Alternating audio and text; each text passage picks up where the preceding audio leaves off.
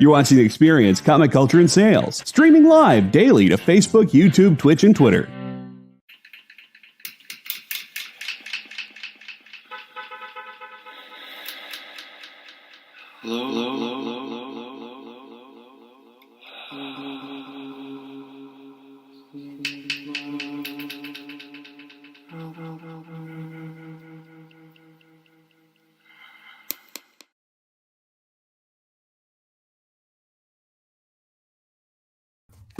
Good afternoon. Hello. Welcome.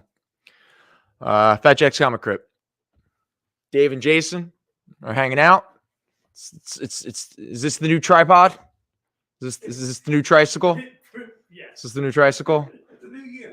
Yeah.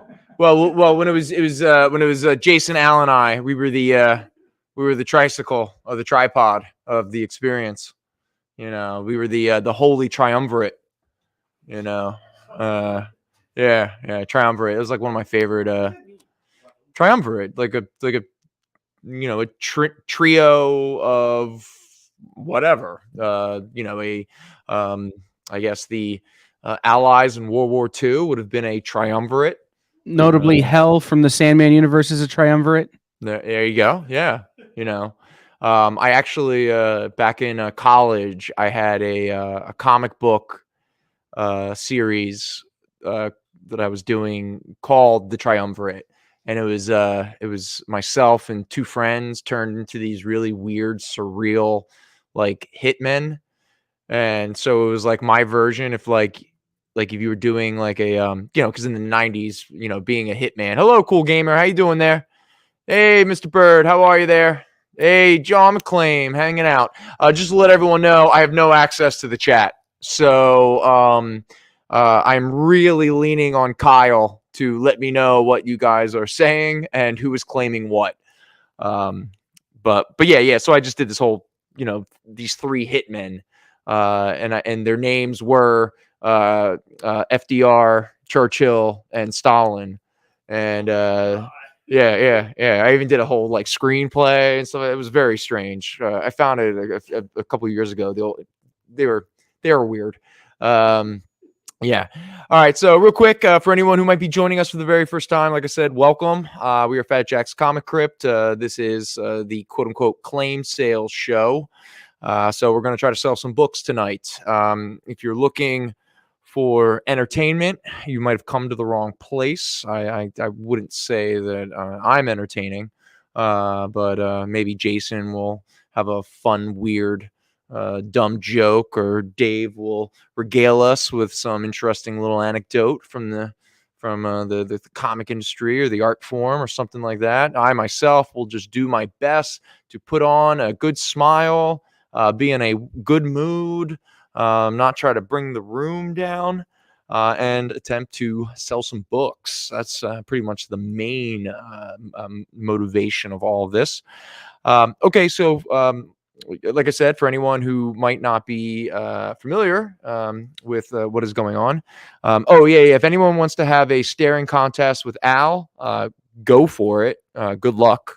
He will probably beat you, but you never know. Stranger things have happened. All right. So the way the claim sales show, obviously, anything that you see up here or anything that we talk about during the next 2.5 hours, claim it in the chat. Be as specific as possible so there's no misunderstandings, especially when a couple books up here are of the same title. If there's any questions or anything like that, please let us know. Hopefully, Kyle didn't fall asleep. Yo, Zanin, what is up, buddy? I am not in the chat, like I said. So if anyone is desperately trying to get my attention, you're better off harassing Jason over there. Okay, so yeah, I know. Okay, for anyone here in the Philadelphia area, obviously anything that you claim you can pick up here at our Center City shop. Anything over in the Oakland, New Jersey area, we'll send the books over there for you to pick up. If you are outside of the area and you need us to ship you books, we're going to need to get your contact information, your shipping info, all that kind of stuff. Best way to do that is to email us at fjccshow@gmail.com. Henry is now handling that. So again, we're not the best here at Fatjack in regards to communicating. So I'm assuming everything is being handled well. Wait, Zanin, Hey Gargoyles #1 been released? Yeah, Zanin, it has. It's actually off cycle. Do you want a copy of it? I'll find you a copy, Zanin, during the break, one of our first break, and I'll see which cover you're interested in. Okay, where was I? The shipping. Henry will send out hopefully invoices Monday or Tuesday. Shipping costs start at $9 for like the first like 1 to 6 items if they're like comics. After that, the shipping costs, will kind of go up, but Henry and Mike will figure out. As Al and I used to like to joke, we're not here to profit off of shipping, so we will keep the costs as low as possible without anyone losing out or anything of that nature. Let me think what else. Again, it's still in its infancy, so I would be shocked if any new books have been added to it. In fact, I'm pretty sure 2 of the 3 books that were on are now sold, so we might have to change that. But if anyone wants to check out the Fatjack's online shop, it is fjcconline.com. I'm pretty sure. If I'm wrong, Kyle will correct me. Hey, Jason, is there a Batman 131 over there? All right, thanks. Zanin, I'm putting Jason to work. I don't work here. One thing I will say, one thing I will talk about real quick for anyone who is interested and you want to get in on it. I don't know how many more of these will exist. This might be the last one for all I know. But if anyone is interested in our giveaway for tonight, it is another coloring while intoxicated store show variant. And the way to put your name into the digital hat is in the chat. Just hit #flash. Obviously, #FLASH flash. If you do that hashtag, your name will go into, like we say, the digital hat. And at the end of the show, we will pick a name out of the hat, and you will walk away with what might be the last of the coloring while intoxicated store show variants. All right, real quick, Zanin, Jason is he's a beautiful hand model. So he's going to show off 2 covers of Batman 131. There you go. Now, is the other one the cardstock variant that's like $1 more? Is that okay? So it's the difference between $3.99 and $4.99. Yep. Okay, so Zanin, let us know. $4.99 and $5.99. Okay, so Batman is now $4.99. I wonder why kids don't read comics anymore. Yeah. No. Yeah. Nothing like a parent walking into a comic book shop and the kid's like, buy me this one comic, Mom. And the mom looks at it and goes, it's $9.99. What the? Are you a skeleton with a mustache? Okay, I don't even know what Jason's saying. Oh, okay. Why don't you show everybody? Is that supposed to be Jim Gordon? Yeah. That is a skeleton with a mustache. All right, that is cool. That's also very accurate. Very, yeah. There you go. Well, because hair breaks down slower than other stuff. When they exhumed H.H. Holmes, his mustache was still intact. No, that's not how this works. It's not that. No. It's okay, fellas. Look forward to your nose and your ears getting bigger as you get older. And considering I have a large nose and big ears. Your fingernails don't grow larger when you die. They will continue growing. It's your skin receding. Mm-hmm. Your skin draws back. So if your skin draws back, your hair's going to fall out. Which one was on the left? Was it the $4.99 one? Which black cover or white cover? It was the one to the left. So I guess that's stage left. So it's the $4.99. It's the normal one. Yeah. Yeah. Standard, So here we go. So Zainin, you are the first claim of the night. So there you go. My boy Zainin is getting himself not the variant. Yeah. So there we go. There's Zainin. Good stuff, buddy. All right, real quick, before we actually get into talking about these books, when I say talking about them, I mean showing them off because once again, for anyone who hasn't been paying attention lately, we're still doing our half off back issue sale, which is very time consuming and kind of gets in the way of all of those fun little research where I'd pull out a whole run of books and find little anecdotes and interesting things about them so I could act like I'm very knowledgeable and informed. That is not the case. Instead, I'm just going to show off, some books and hope that people are interested. Now, one caveat of tonight's show is everything that's up here already is not part of the half off sale. Okay. Recently, Mike got his hands on a few of these books, so they are recent purchases, so they do not fall within the parameters of our 50% off back issue sale. So we are going to first go through the non half off books, okay? And then after we're through all of these, we will get back into books that all fall within the 50% off sale. Also, we recently kind of stumbled upon a collection that had or has a ton of Star Trek novels, Doctor Who novels. There's even I think a 70s, like a circa 1970s, 1980s printing of Macbeth and King Lear.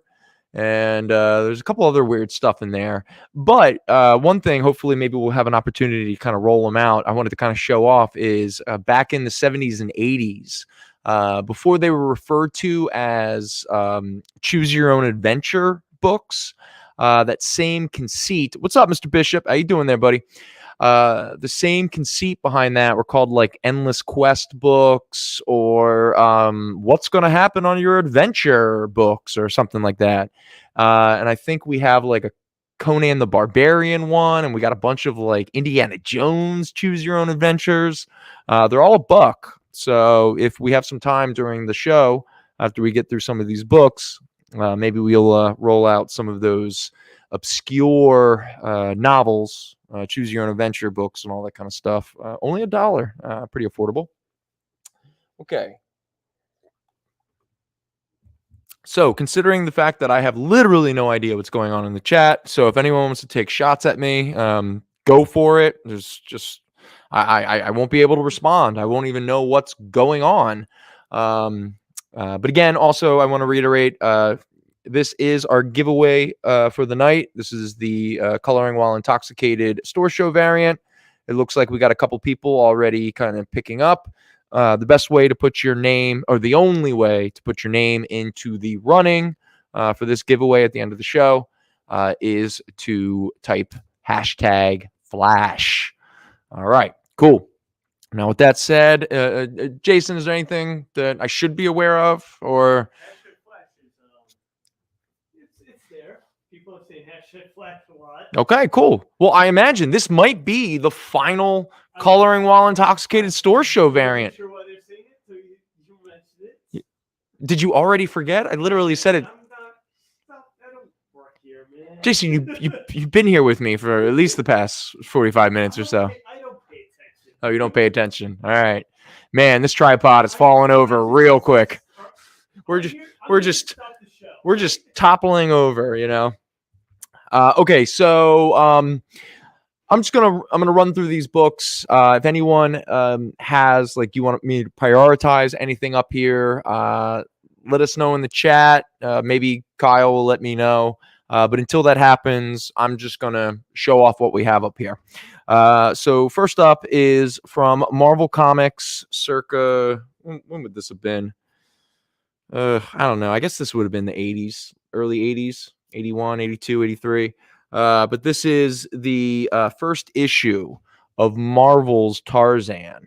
That is a very fine near mint. It's a high grade copy at $20.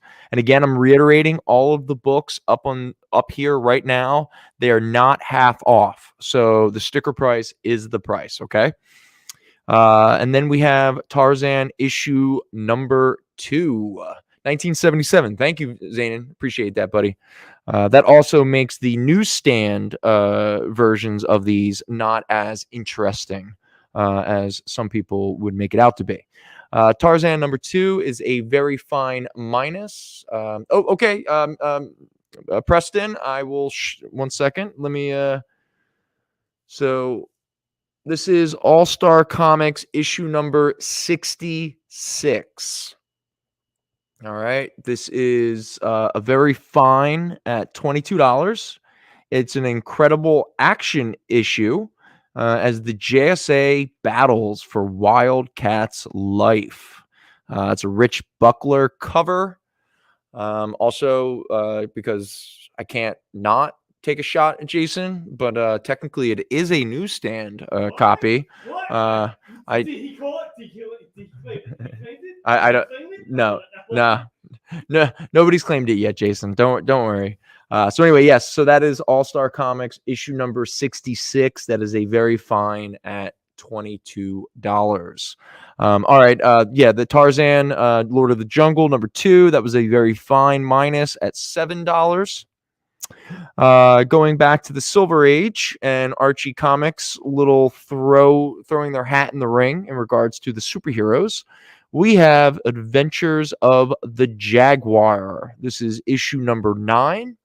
This is a VG copy, priced at $10. All right. Okay. Preston. Okay, so it's Preston Eskridge. All right, let me get that down. Preston Eskridge. All right. And you got the All-Star Comics issue number 66. There we go. All right. So did the Jaguar? Oh, here's a gold key. The Little Stooges in the alligator-infested Okefenokee Swamp. The Little Stooges meet the Fluke Spook. All right, that's kind of weird. VG Plus. It's at issue number 5, and it is $4. And I guess the Little Stooges were quite dapper young men when they were the Little Stooges. I think that cover is having a stroke. I don't know that any of those are actually words. Was that something that? Let's not talk about the Okie cookie. The Okefenokee, is that something that actually would appear in Three Stooges? Would they talk about Okefenokee, the Fluke Spook, Little Stooges? God, I feel like I'm having a stroke just saying the words. Yeah, just $4. There's an actual place called Okefenokee Swamp. There is. Oh, in Georgia. The Okefenokee? God, even he's saying the word feels like it's like a magical trick. Okay. Mr. What's his name? The fake Italian name. The fake Italian name? Yeah. I don't know. What's the fake Italian name? You know? No, it's okay. Somebody just tried to come in and must have realized that we were closed. All right, moving on. Next up, we have a parody book. This is from the River Group, a company that probably doesn't exist anymore. This would have been released in March of 1994. It was very topical at the time. Just in case you weren't aware that it's a parody book, it says parody right there. But this is Whacked. The Adventures of Tanya Harding and Her Pals. Yep. This is very topical. This is a high grade copy at $5. Look, you get the whole crew. That fat dude and the skinny trashy dude, and all that good. Too soon, Team Kerrigan. It's cute. That's cute. Very, very topical. Yeah. So anyway, that's a high grade copy at $5. If you're really missing out on your Tanya Harding parodies. Oh, hey, Mr. Burrows, what's up? And you're coming in, taking the Tanya Harding book. All right, buddy. Yeah. No, Mr. Burrows has taste, my friend. He's got good satire taste. He's no fool, man. No fool. All right. All right, Tareem. There you go. You got your book. You're whacked. Whack, whack, whack, whack. All right. Got to make sure. All right. So our first break is 5:15. That's right. All right. Moving on to a company that does not publish anymore, as far as I'm aware. But as we move further and further and further away from the titles that they used to publish throughout the 90s and the 2000s and stuff like that, a lot of these issues are starting to become harder and harder to find. Some of which are actually have some value. I'm obviously talking about Bongo Comics, the company that published The Simpsons, the Treehouse of Horrors, Radioactive Man, Futurama, all that kind of stuff. So we have up here, I believe, is this the first 3 issues? Number 2 and number, what is this? No, number 1000. Okay. Yeah. Oh, no. Right. This is issue 88 and this is issue 1. Yeah, there we go. I mean, obviously the joke being that every new issue of Radioactive Man was part of some long running like Action Comics or Superman, something along Detective Comics, stuff like that. Anyway, because again, it was the 90s, so even Bongo Comics can't miss out on a little bit of a gimmick cover. That is Radioactive Man #1 with a glow-in-the-dark cover to it. The piece that glows in the dark is his skeleton. Obviously, it's hard to see here on camera, but Radioactive Man's skeleton will glow in the dark, and it's quite cool. That is a very fine copy at $15. So a lot of these Radioactive Mans, the covers and even the stories are written by Bill Morrison, who co-created the Simpsons comic world with Matt Groening and really steered the Bongo world for a long time. Bill just 2 years ago started doing conventions for the first time. So if you pick those up, he's doing tons of conventions now, and you'll be able. It's really easy signature to get. Cool, awesome. Really cool guy. Knows more about Homer Simpson, I think, than even the people who play Homer Simpson. I believe it. I definitely believe it. After the 10th season, I assume he would. You gonna be one of those guys too? I am. You're gonna. You know what? FX has the whole. We go do the whole Simpsons thing, and after season 10, I'm like, dude, stop. It's not. It's just. It's not good. The Simpsons set such a high bar so early on. It was never going to. It's a staple. Whatever. All right. I gotta be honest. Like ragging on the Simpsons is like such like an old man move nowadays. It's just 30 years. So it's my childhood. I'm writing on my childhood, which is acceptable.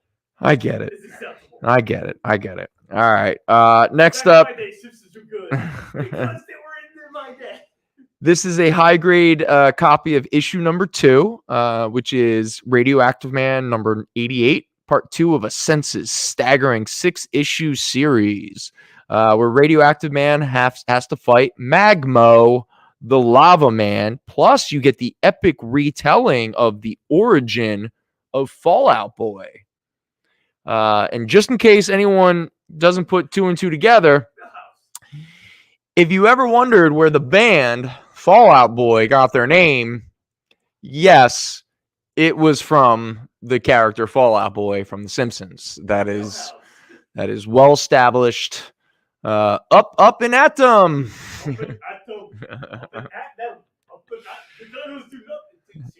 So good. So good.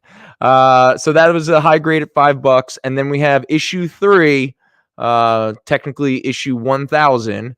For anyone who doesn't recognize what that cover is parodying, obviously it is parodying the first cover of Spawn number 1. That is a high-grade copy. No, it is a mid-grade copy. I apologize. A mid-grade at $4. And then the very first, truly the very first, I'm pretty sure it's the first Bongo comic, even before Simpsons Comics number 1, is the Special Collector's Edition, Simpsons Comics and Stories, issue number 1, with Bartman and Radioactive Man and Maggie Simpson and Lisa Simpson and all that good fun. This one is, wait, hold on. Mr. Burrows, you're grabbing issue number 2, which is this one right here. And 3. Okay. All right, cool.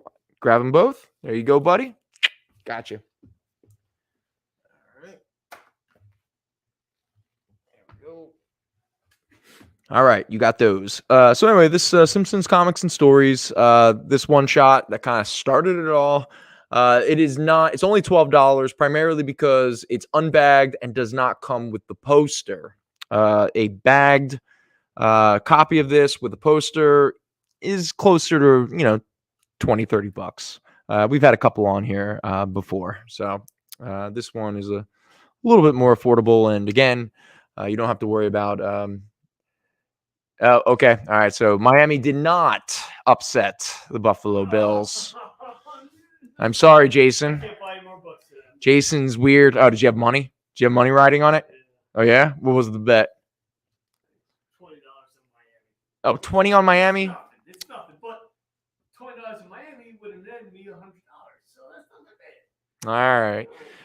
So am I upset? If Miami would have won, would you have bought $100 worth of books? What's up, Kyle? Jason, you're not as bad off as the guy who bet $1.4 million at halftime of last night's game, only to lose. Ooh. Yeah. He bet $1.4 million on the Chargers last night to win at halftime when they're up 27-7, and they lost. What an idiot! That's a drunk bet. Like that's I have more money than I knew what to do with. I'm drunk. You know what you should do with that money? Yeah, trust me. There's plenty of things you can do with it. I'm in a good mood, so I'm not going to say the things, Hey, Gary, how you doing, buddy? But if I'm just being honest, I'm pretty sure I can think of many things you could do with $1.4 million other than pissing it down the drain. It's not, and it's a promotional thing, and he made kickback on promoting the fact that people are going to talk about $1.4 million in bet. For what company? These conversations depress the hell out of me. Moving on. Speaking of not depressing, is none other than a. All right. I imagine most of you might be able to see it, but I'll try to get it closer to the camera. I wonder if this cover would it be considered controversial nowadays. I don't know. You never know what might upset people or, what some people find triggering.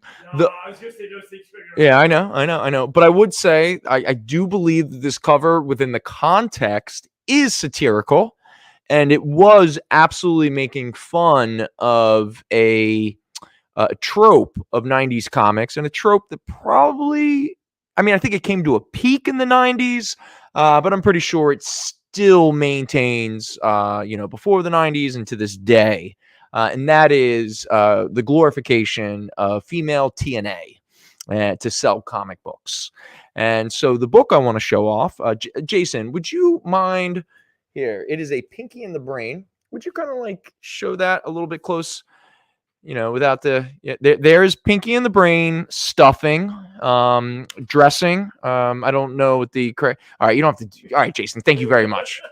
Yeah, I really you don't have to rub it in people's faces, literally.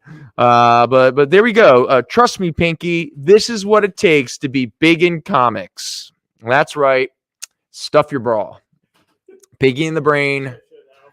Yeah, no, it's okay. You've done your due diligence. I appreciate it. This is a mid-grade copy of Pinky in the Brain number 1. Yep, that's right. Pinky in the Brain number 1. Stuff in their bras. It is a $5 book. All right, let's Let's leave that bad boy up front so everyone can see it. Also, for anyone who is just joining us, if you want to jump into the running for our possibly last Coloring While Intoxicated variant, all you got to do is in the chat, #Flash.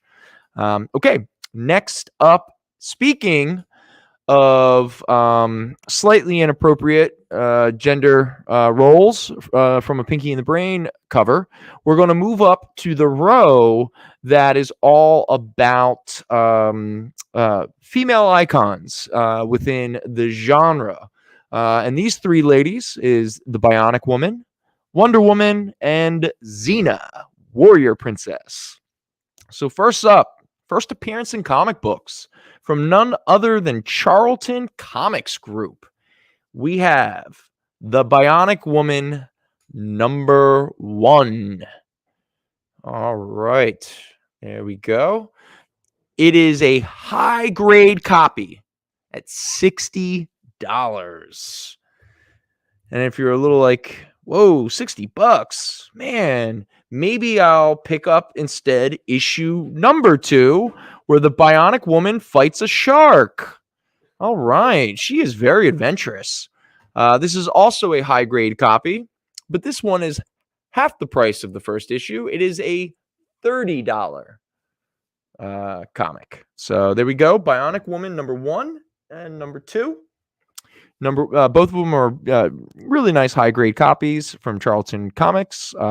Issue 1, $60. Issue 2, $30. All right, moving on to the next one. Probably, can we say that Wonder Woman is the most popular female character in all of comic book history? Can you think of another that could? I mean, maybe Catwoman, but I don't even think. No. She-Hulk is getting the listing. Yeah, but and then she doesn't have the yeah, and Wonder Woman predates her by like what, 40 years? We're discussing this because I have 2.5 hours to fill of content. All right. There are some people who watch this show who don't buy books. I don't know what they find entertaining about it. Cats and dogs are paying attention, but Wonder Woman is definitely the like. What are the character like as far as Gary?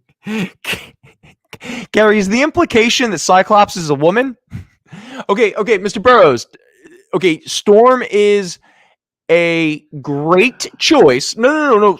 Like, you might be able to argue that Storm is the most popular Marvel female character, as far as like an open like? but I still think Wonder Woman As just. far as like what's the like a layman's thing like somebody walking. Okay, Mr. Burroughs, Captain Marvel. Yes, Ms. Marvel, Captain Marvel. That is another great choice. But again, as arachnoid, I don't even know how to pronounce that. He is correct. There for Gary, leave my mom out of this, man. Seriously. for a lot of young girls and young women, and women of all ages, Wonder Woman is a gateway for actually not just all right. Preston, Harley Quinn is a great runner-up. I would almost argue next to right now in terms of DC women, it'd be like Wonder Woman, Catwoman, Harley Quinn. But Catwoman, Harley Quinn, it could go either way depending on what generation. We're just talking female characters, dude. Well, here's another thing that mother's not a character in the comic books, Gary. Fatjack. Sorry, I called you earlier, but Gary said that he does want the Doctor Strange Fall Sunrise variant that we talked about. Gary gave me the yes, A-OK, I want it. Obviously, he can confirm that in the chat. Because not just does Wonder Woman a gateway for a lot of young women and stuff like that, but she's also a pretty big queer icon. Like a lot of gay men love Wonder Woman. I mean, yeah. Stop it. But, it's not so much for me. What is the entry into comic books for female? Is that what the question is? Wonder Woman, man, for a lot of I don't know. I think Harley Quinn right now, like.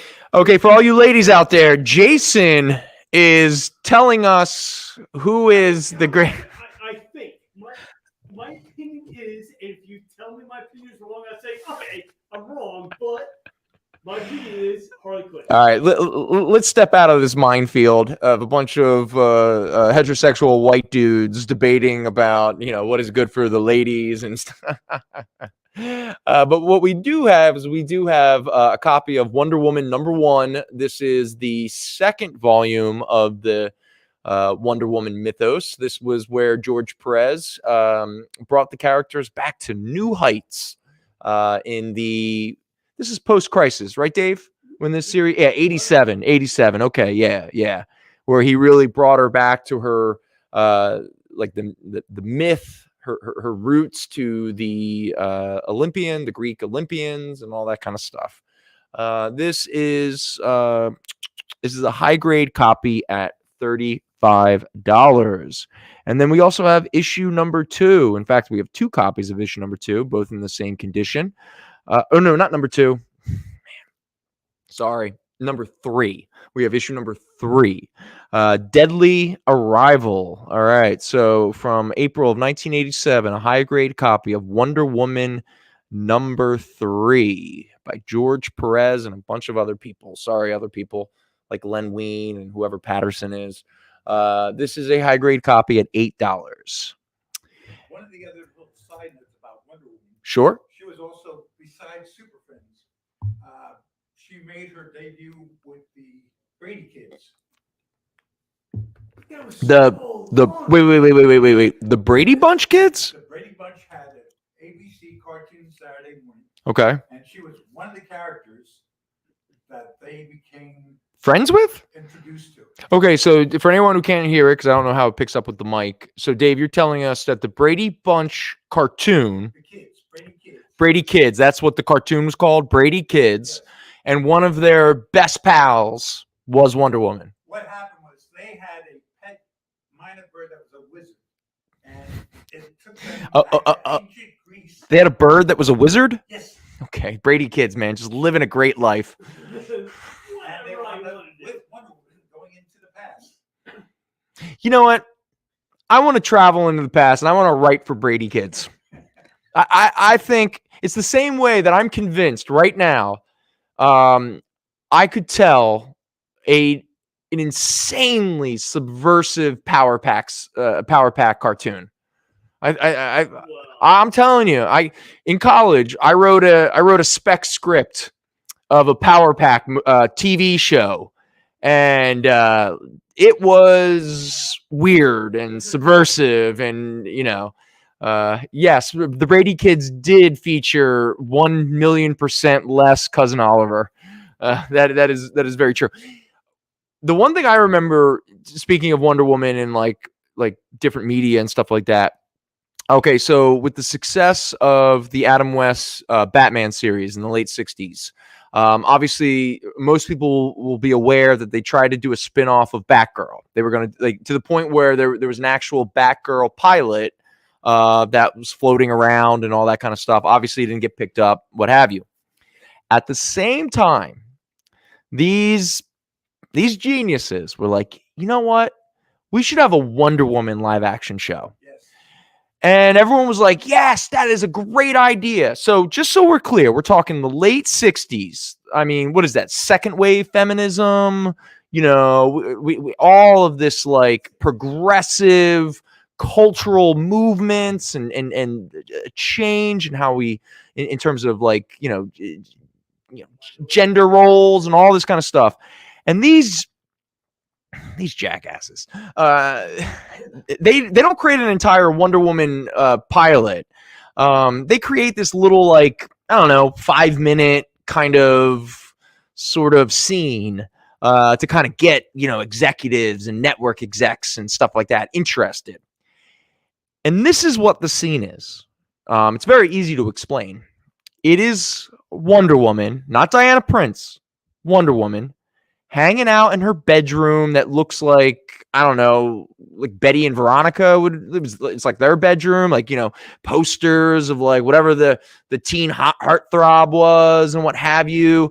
And she's got a big floor length mirror, and she's all like just kind of like checking out her makeup and making sure her outfit looks good because she's waiting for Steve Trevor to show up so they can go out on a date. And all of her dialogue is all about, will Steve like me? Blah, blah, all this like insanity. And then at the very end, she climbs out her window and she just floats into space. I was like, what was that? That was insanity. Now, thankfully, 8 or so years later, we got the Linda Carter Wonder Woman, which I'm not going to deny it. Before Linda Carter, we had a different. Yes. Okay. Kathy Lee Crosby. Ever watched The Big Bang Theory? Yes. I bring that up for a specific reason. In there, the blonde, who is the friend of one of the major characters, is appearing as Wonder Woman because one of the episodes they had characters dressed up as the Justice League. Yes, I do recall that. And at that point, the main lead, Sheldon, said, in what universe is Wonder Woman a blonde? And the answer is the one where Kathy Lee Crosby played Wonder Woman. Wow. An entirely different kind of costume. And the villain of the piece was Mr. Rourke. Mr. Rourke. So, okay, how long did this Wonder Woman series that predates Linda Carter? One TV movie. It was just a TV movie. Yes. With the hope that it was gonna be successful enough where they could turn it into an actual series, and it didn't work. All right. Well, I don't want to be too, I'm a 43-year-old man, so I don't want to talk too much about the sexual awakening of children, especially me as a child. But I'm not going to deny the fact.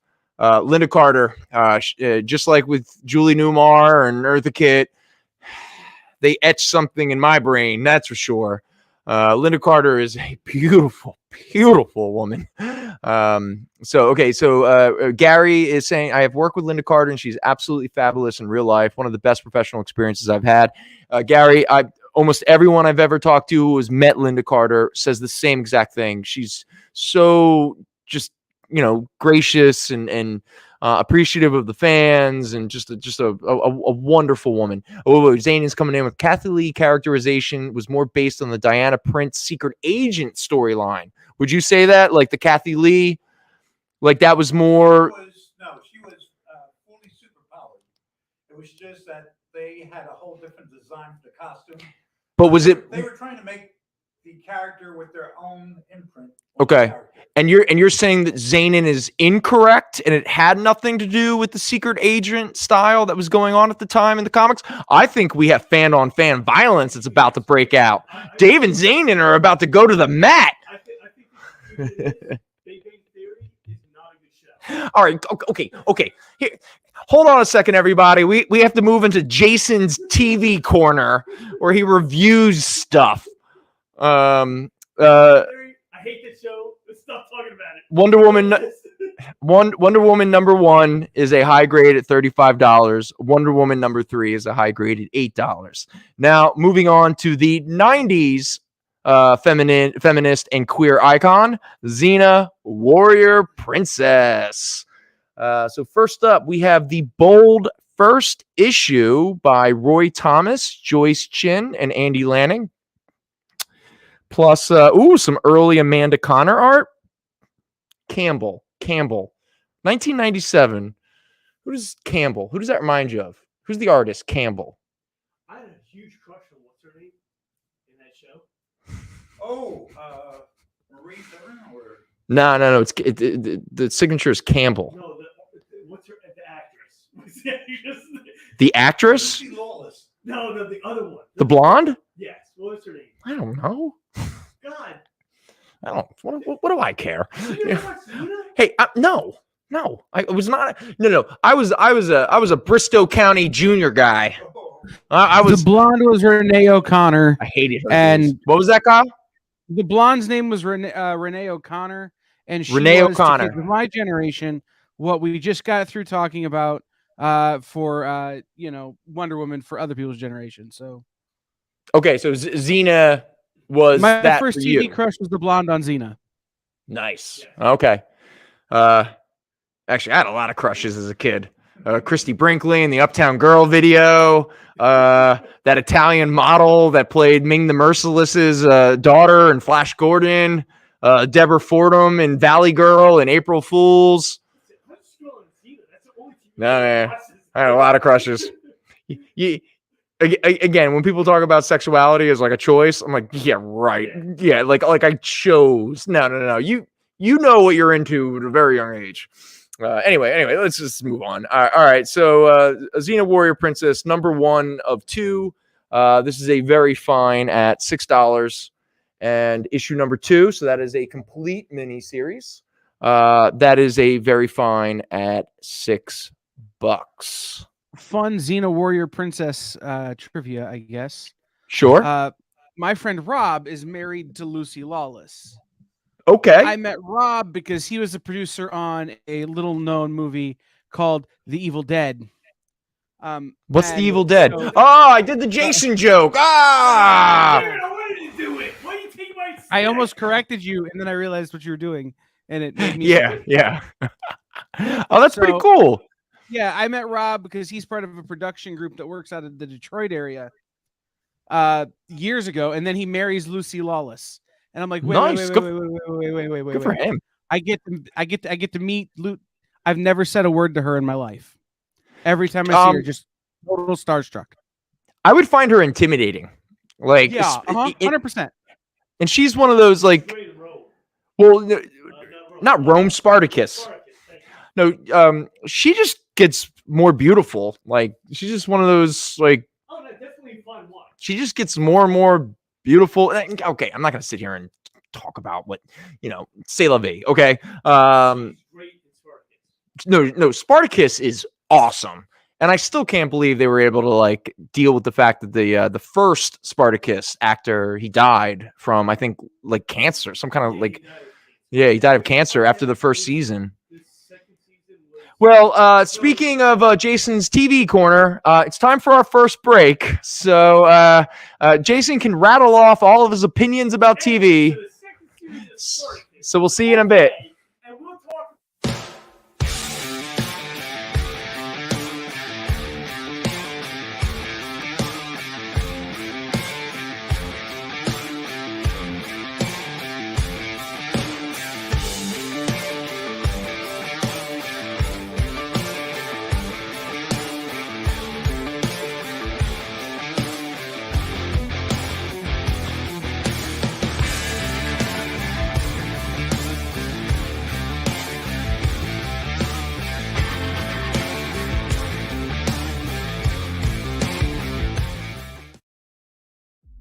What if Hans Gruber from Die Hard had to battle the Joker from Batman the Animated Series in a dance battle?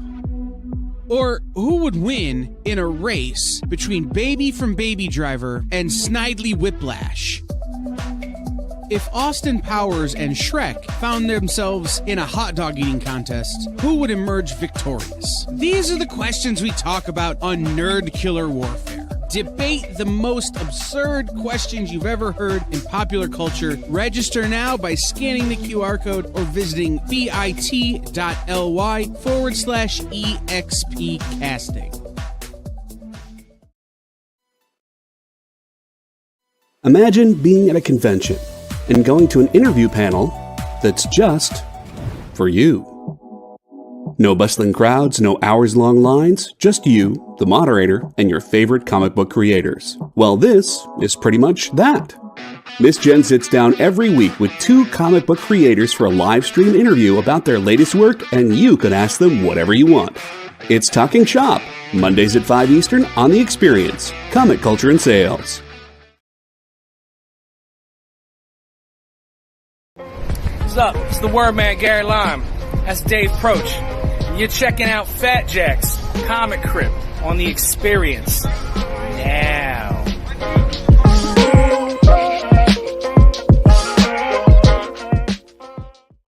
Hey everybody, we're back. How you doing? Dave and I, we were just having a spirited debate about people's ignorance. That's neither here nor there. For anyone who's just joining us, if you want to get in the running for our giveaway for tonight, which is the possibly last Coloring While Intoxicated store show variant, all you have to do is do what's saying right there, #Flash, and your name will go into the digital hat. And we will figure out who the winner is at the end of the show, a few minutes before 7 o'clock tonight. Yes. Say that Flash did not have a Blue Lantern ring on while he was wearing that. No.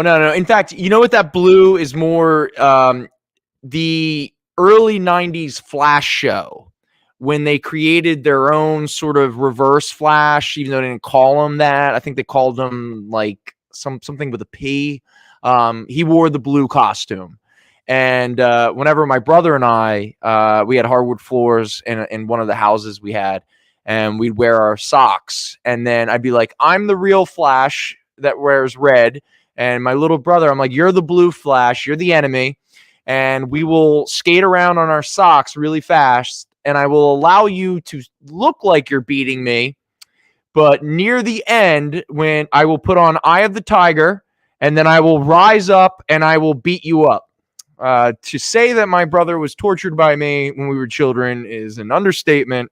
But anyway, so really it's less the Blue Lantern Flash, and it's more an homage to that one episode of that Flash TV show from the 90s where there was a where Dawson's dad, that's the Flash.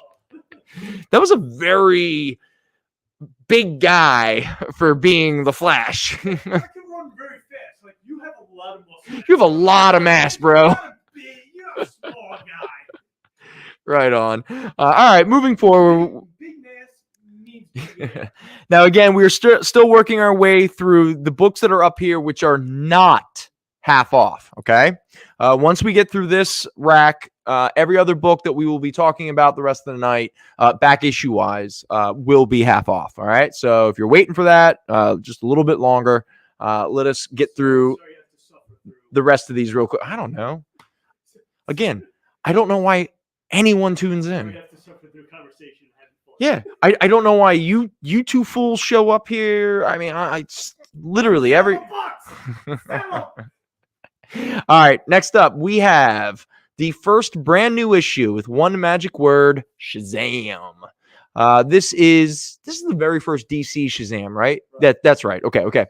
So the original Captain Marvel is back in the news, and don't worry because Superman is showing him off. All right, so that is Shazam #1 from, I think, the mid-70s, somewhere around there.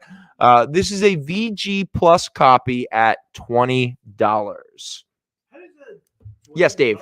Just to keep things confusing. Sure. Even though the title was Shazam, yes, he was still called Captain Marvel inside. Yeah, it's the infamous Marvel. Yeah, in fact, I'll be very honest with you. I think we've told that story on this show over the past 2.5. It's one of the issues I start to have with this show. I feel like I tell the same anecdotes over and over and over again. Caveat to it, now that Dwayne Johnson is not happy about DC, is he going to sue for the uniform of this Thunderbolt? Who cares? You know who I'm not worried about? Dwayne The Rock Johnson. He's fine, okay? Well, just be a jerk. What do you... I mean, again, I mean, the people... We have some really weird expectations on these comic book movies nowadays, all right? People that play and portray that, like, oh, that's my character. Well, hey, at least Dwayne Johnson isn't creating a cult or kidnapping young women. How many Fast and Furious? We're going to do another one? Yes, we are. There's a cult there. No, that's not true. Actually, he broke away from because him and Vin Diesel don't get along. They don't like each other. Yeah, they don't like each other. Real quick, moving on, because now we're entering Jason's movie corner. I'm trying to deviate. Yeah, just wait. Everyone, hang out for the 6 o'clock hour where Jason tells us all about NFL sports. I got opinions. All right, next up from the Power of Shazam series by Jerry Ordway and his buddy Dick Giordano, we have the Battle of the Icons. This is the issue where Superman and Captain Marvel have a big old slobber knocker, as Jim Ross used to refer to it. That is a fine plus copy at $5. Jesus, Jason. Like, are you about to drop puns on us? Is that where we've come? It's made for itself. Have we fallen so far? It's there. It's there. I don't even know if anyone can even hear you. Good. Better for the experience than they can. It's much better for the experience that no one can hear you, Jason. Next up, we have the first, I believe we have issue 1, issue 3, and issue 5 from the original Superpowers miniseries. Little Jack Kirby in there. So this was obviously just like with Marvel when they were doing their Marvel Superhero Secret Wars. If a toy company was trying to sell some toys, the comic book company that had an invested interest in those characters would obviously create a tie-in comic book series. So DC, when they put out their Superpowers toy line, obviously created a comic book to coincide with it, with some Jack Kirby art. This is issue number 1. It is a very fine copy at $5. But what makes it even more important, because this was the 80s, just so we're clear, newsstand. There you go. Little newsstand just for Jason. What's up, Mr. Towers? How you doing, buddy? And then next up, we have issue number 3 with a cool Jack Kirby and somebody Thibodeau with, look, it's Wonder Woman. Wonder Woman, The Flash, Superman, all having a good old fight with the New Gods or something along those lines, even though they do look like female characters from Thor. Issue number 3 is a very fine at $4. And issue number 5 with Darkseid on the cover, a boom tube, some parademons, also with the little note that says, "In final combat with Darkseid" by Jack Kirby. Issue number 5. Yes, thank you, Zanin. The Superpower toys were designed by Jack Kirby, which is why he played a big role in the original miniseries as well. Number 5 is a very fine at $4. Dave, did you have a Little comment. Sure. Question, actually. Sure. Since McFarlane Toys is doing a new version of Superpowers. Wait. McFarlane Toys is doing like a new Right now, series of like superpowers? have come out. Okay. I believe they're at Walmart. He's bringing out a couple of pieces at a time, very slowly. Okay. There's some definite distinctions between the original and the new line. Okay. The question now becomes, will DC come out with a new Superpowers title? I'm going to say no. But real quick, so the McFarlane, are they actually like kind of nostalgic throwbacks Yes. to the Superpowers figures? He's got Superman and Batman. Okay. He's got a different kind of cape, which is more cloth material. He's got the Supermobile, which is bigger. Mm-hmm. Oh, the Supermobile. I remember that. The That's fun. Batplane. The Batplane is like the one from '89. Okay. And he is testing the waters for different things that are coming out. Okay. So it's a question of how Successful it is or whatever. So everyone be on the lookout. Todd McFarlane is doing a whole new series of DC Superpowers. All right. I would like to see him doing the I always was a big fan of the Brainiac from that series. The robot with the clear brain you could see and everything. That was fun.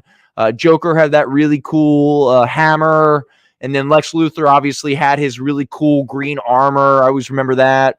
I always liked the Hawkman figure. He squeezes legs and his wings would flap and stuff like that. that looked like a Joe Cooper version. Definitely. Yeah. No, that was a great. That Hawkman figure was awesome from that, and I think the Cyborg figure was the rarest one. That was a hard one to come upon. Good stuff. Mr. Burrows, you're taking the Superman Shazam. All right, there we go. I got you, buddy. All right, let me just put that with the rest of your stuff real fast. Shazam! There you go. Not a bad movie. It's fine. It's all fine. Black Adam was not a good movie. It's all fine. Okay. All right. Did you see Black Adam? Yeah. Remind us on the price of the last Shazam book. It was $4 or $5. Jason, could you double check Mr. Burrow's little folder there? The one that's still on the rack. Oh, the one that's still on the rack. VG plus $20. Boom. And if you don't like the VG plus at $20, you can get a cheaper and less. This is a VG minus copy at $15. So there you go. Hey, if you want, you could have both. Why not? Just 2 copies of Shazam #1. Hey, the sequel's coming out soon. Here goes Jason again.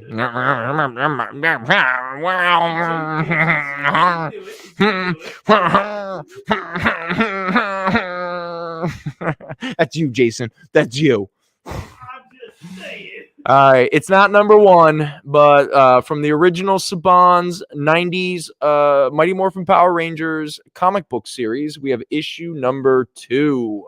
This is a high-grade copy at $6. And then we have issue #3 from that series. All right, real quick. This cover artist, If no one else claims them, they're yours.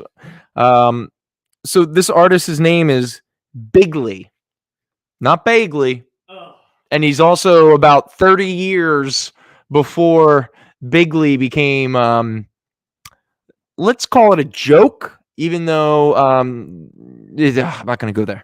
Anyway, so Bigley did this cover. Good old Bigley. I hope they're healthy and having a good time in life and doing well. But this is issue #3 of the original Mighty Morphin Power Rangers American comic book series. That is also a high-grade copy at $6. Now we move on to some Scooby-Doo. I am pretty sure. All right, so these are the original. I don't know how many Scooby-Doo comic book series existed prior to this one, because this was from 1997, part of the DC's Cartoon Network kind of comic book line. We have issue #1 and issue #2 of Scooby-Doo. So here we go. This is Scooby-Doo #1, where Fred is giving a prostate exam to the monster while looking for a zipper. He's not finding the zipper, so at some point, Fred, It's up there somewhere. just give it up, Fred. All right, it's bordering on like assault, brother. So let it go, my friend. It is a very fine at $11. And then issue #2. This is a fun little. Wait, is that Glenn Barr? Like Glenn Barr, like from Brooklyn Dreams, and dude, I love Glenn Barr. Like he's like an artist, so he can obviously like change his style and stuff like that. But this is supposed to look like those what were those Basil Wolverton, the Hot Rod kind of what were they? Somebody in the chat knows, and they're like screaming at the computer right now. I'm having a brain fart moment where I can't remember these little like creature hot rod things that.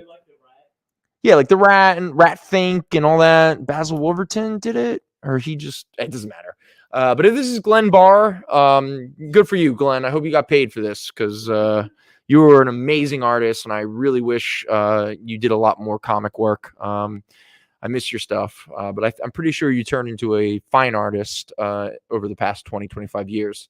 But for anyone who's never read it, from Paradox Press back in, I think, 94, 95, J.M. DeMatteis of Justice League International fame and just of Kraven's Last Hunt. J.M. DeMatteis obviously is a very prolific and famous comic book writer. But he did a biographical 4-issue series called Brooklyn Dreams, illustrated by Glenn Barr, all about J.M. DeMatteis's childhood, growing up in, I don't know if it was Queens or the Bronx or Brooklyn, one of those boroughs, back in the 60s, and the infamous story where he got a bum tab of acid and had an overly enlightening experience that led him to study from Ramadas and a bunch of other very esoteric religions and things of that nature. Became a very interesting writer in a lot of ways. He's the one who wrote the Vertigo series that I always lament its cancellation, which was the Seekers in the Mystery. This is a high-grade copy of Scooby-Doo #2, $5. Ooh. All right, and so someone wants to see the Shazams. Yes. All right. I mean, is it possible? Could it be the same Glenn Barr? Wait, so is Glenn Barr? So somebody by the name of Glenn Barr was the creator of Cow and Chicken? Well, Cow Chicken was created by someone else, but I'm not sure if Glenn Barr might have, like, the artist Glenn Barr, who I'm thinking of, might have done a lot of animation work in like the late 90s or something like that. I mean, he was definitely a very versatile artist. His style could like. His style looks exactly. All right. Anyway, this is the VG Plus copy of Shazam #1. That's the $20 one. And then we have the VG minus copy of Shazam #1, which is the $15 copy. So there you go. Thank you, Dave. Look at me with my hand model. According to IMDb, Glenn Barr did Ren and Stimpy and New Woody Woodpecker, and that's it. But is he the same artist who worked in comics for a little bit before going off to be like a fine? There's no like good Wikipedia page, okay, or anything that has them all. Like it's okay. I've got to compare the two. All right, it's possible. It's weird. The look of it looks kind of the same. All right, next up, Sergio Aragones of Gru fame and Mad fame and Spy vs. Spy. Sergio, back in 1996, before the Punisher killed Archie in the Marvel Universe, before Fred Hembeck destroyed the Marvel Universe, Sergio Aragones destroys DC. That is a high-grade copy at $5.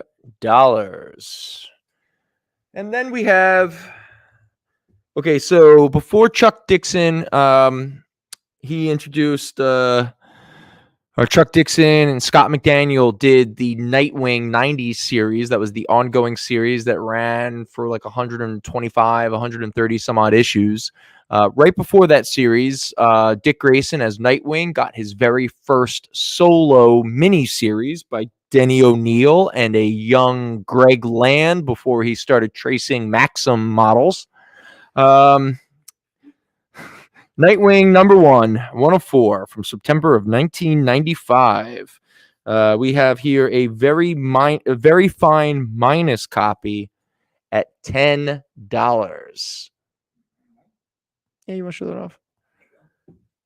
There you go. So that is, so just so we're clear, that is not the first issue of the Chuck Dixon, Scott McDaniel Nightwing ongoing. It is the first issue of the Denny O'Neil, Greg Land miniseries that pretty much preludes the ongoing. All right, so Gary, this is Adventures of the Jaguar #9, where he fights a bunch of ugly-looking benders. So we'll show that off. All right, Mr. Towers, I got you, buddy. So you want the $20 Shazam? Right on, my friend. Right on. All right, Dave. What's the price on that? Okay, this one is $10. $10, Gary. $10, and it's a VG. VG at $10. VG at $10. Now, again, just reiterate, all the books that are up here right now are not part of the half-off sale. We will get to those in a little bit. In fact, because I think we're about to come up on a break in about 5 minutes. Let's finish off the non-half off books, and then we'll get into the half off books. All right, so let me just grab all these. We got a little Star Trek and a little Star Wars. They're the same thing, right? Almost. Yes, Jason, they are the same thing. Yes, Star Wars is Star Wars. they call it Star. Galactica. No, I know what they call it. They call it battle trucks. It's battle trucks. It's battle trucks in space. That's Star Trucks. yeah. It's battle. Yeah, battle. Yeah. It's Megaforce. It's Megaforce 2 in space. Yeah. Anyone like Megaforce? Megaforce? Anyone? Anyone remember it? Yeah. No. Nobody. Megaforce. I know Megaforce. All right. Hey, I'm a lieutenant in Megaforce. Yeah, it's true. Really? Oh yeah, I'm a lieutenant in Megaforce. You kidding me? Of course. Yeah. Hold on, let me pull my badge out. Right there it is. It's a family show. I can't show you what I did. All right, real quick. Let's burn through these real fast. So first up, the very first issue of Star Trek published by DC Comics in the 80s with a really nice George Perez cover. Obviously, they're looking like they did in the films. This is from 1984, Star Trek #1. You want to show that off? Sure. I know it's not very easy. It's a very fine at $12. And then we move on to Dark Horse Comics with their classic Star Wars series. These two issues are the adaptation of Empire Strikes Back. So the first one we have is classic Star Wars, Empire Strikes Back #1. That is a high grade at $6. It's okay, unless someone really needs to see it, we'll show it off. It makes it easier for me to like burn through them. Next up, classic Star Wars, The Empire Strikes Back #2, high grade, $6. A real nice Walt Simonson cover. The cover to #1 that was done by Al Williamson. And then we get from Dark Horse Comics, written by Jim Woodring. For anyone who doesn't recognize that name, Jim Woodring, he was a pretty big underground alternative artist, indie artist through the 80s and 90s and stuff like that. I'm trying to think of what was his big title? Bean World? No, it doesn't matter. Jim Woodring. Frank. I think it was Frank. Anyway, he actually wrote a Jabba the Hutt one-shot for Dark Horse Star Wars. This is Jabba the Hutt, The Dynasty Trap. This, like I said, this is a one-shot. That is a very fine copy at $8. And then we have from Marvel Comics, issue #1, issue #3. #1. From 1983. It's got a newsstand. But in all fairness, even though they have these gorgeous Bill Sienkiewicz covers, the grade is a VG+, which is why it's only $6. So that's issue #1 with its infamous newsstand variant, or whatever the hell Jason's addicted to. And then we have issue 3 in a 4-issue limited series of Star Wars Return of the Jedi. This is a fine minus, not a newsstand. This is a direct market version. Fine minus at $5. All right. Now, before we hit the break, which is in like 1 minute, I have like. Okay, yeah. All right. So let me just show these off real fast before we hit our break. These are the last of the non-half off back issue sale books. Okay, so these are all as priced. First up, we have an interesting kind of reprint of an old Golden Age sci-fi book. This is The Man from Planet X. That's $5. And then we have from Pacific Comics by Mike Grell, Star Slayer, The Log of the Jolly Roger. This is a Celtic barbarian in the far-flung future. This is a VG Plus at $7. Don't worry, Jason. You'll get your Return of the Jedi newsstand. Don't worry, buddy. It's yours. Next up, we have Saga of the Swamp Thing. This is a fine minus copy, issue number 1, $7. And then we have this is the Frank Miller cover. This is a Dark Horse sort of throwback, destructive role models, Tales to Offend. There's a Sin City story in here. I'm trying to remember what else was. This was something that kind of pops up a couple times, especially in the Sin City reprints and everything like that. But this is Tales to Offend. This is a one-shot, a little bit of Frank Miller in there, and I think some other people. High-grade copy, $7. And we have Vigilante, number 11, by Ross Andrew, Marv Wolfman, and Ross Andrew. This is a fine plus at $5.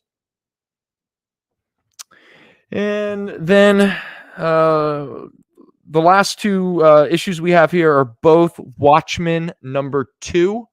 So Fatjack. So it's all Frank Miller interiors. Nobody else is involved. So, okay. So Watchmen number 2, we have one copy here. It's a high grade at $18. And then we have a second copy of Watchmen number 2. It's a very fine at $14. There you go. 2 copies of Watchmen number 2. All right. So if anyone has any questions, you're curious about anything that's up here, let us know in the chat and we'll take care of it. But again, all of the books that are still up here are not part of the half off sale. So they are as they're stickered. All right. So, Watchmen 2 is just an amazing cover. Let's show off that cover one more time. The crying statue. Well, it's rain, but obviously it's symbolic. It's allegorical. All right. So with that, let's take a break, and when we come back, we will get back into books that are part of the half off sale. So if you've been looking forward to it, don't worry, because for the last hour or so of the show, we will be selling 50% off back issues. All right. See you in a few minutes. Comic Collectibles is a pretty straightforward show. You got Rex here, he sells the comics, and you got Rockin' Robbie, he knows about the comics. And finally, John, well, no one really knows what John does. I mean, don't get me wrong, he's a great guy, but he just keeps showing up. Come to think of it, I don't even really know how he gets in here. Anyway, awesome comics, rare books, rarer signatures, slabbed books, and amazing cover sketches by Ken Hazer and others. Simple formula, you want the comics, you buy the comics. To sum up, Rex sells the comics, Robbie knows the comics, and John, who might possibly be a ghost. I mean, seriously, has anyone ever seen him show up or leave? Comic Collectibles with Rex and John, Mondays from 6 to 8 Eastern on The Experience. Comic Culture and Sales.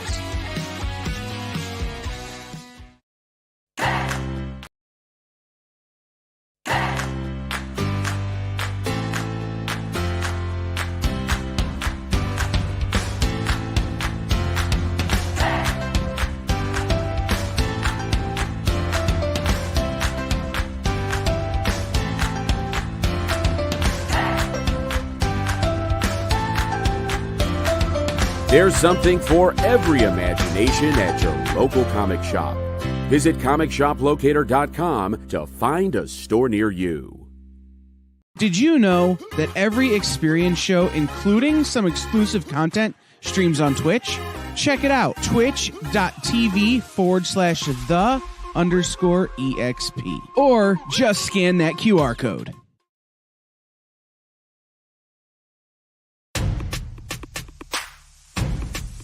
Go follow The Experience on TikTok at @the_EXP1 or scan the QR code on the screen. Our TikTok is like everywhere else we are, except you only have to deal with us for a minute. Seems like a win-win to me.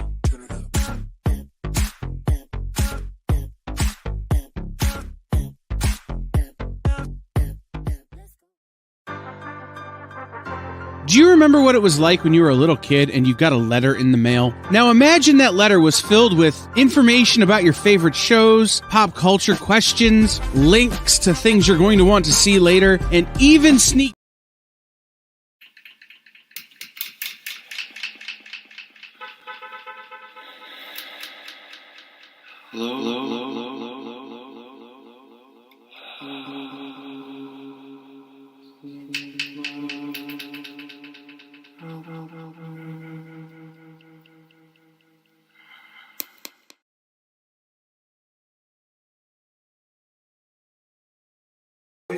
Hey, everybody. Oh, very cool. All right. Oh, the Trickster from the that aforementioned 90s Flash show. Yeah. All right, everyone. I'm just rolling. I'm just throwing some books up here right now. And we'll talk about them in 1 second. So everyone get a look at some of the stuff that we have up here.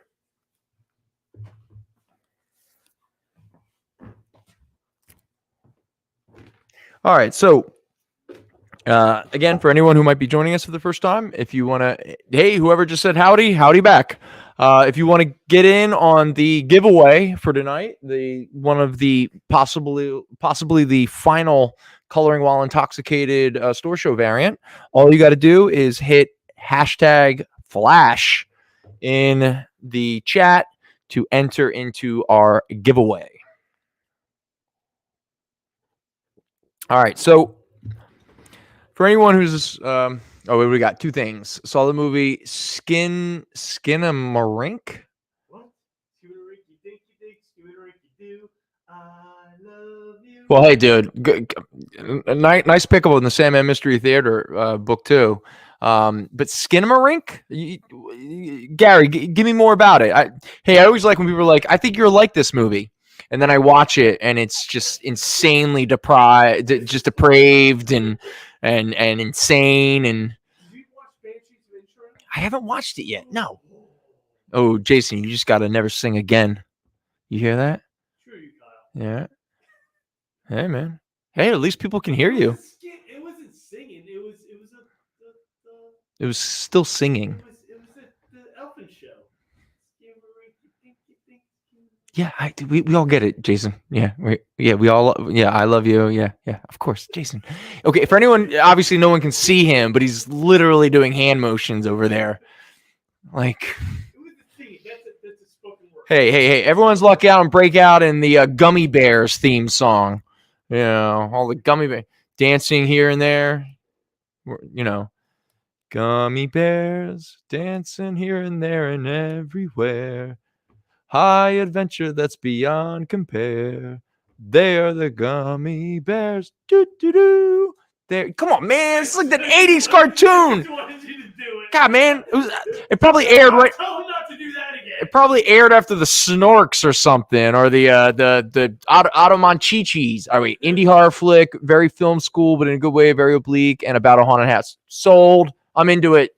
Skinnamarink. I'm gonna write it down. Skinnamarink. Yeah, would you put that on top of the Shazam, just so I don't forget who who got that? All right, Skinnamarink. I'm into it. I'm down.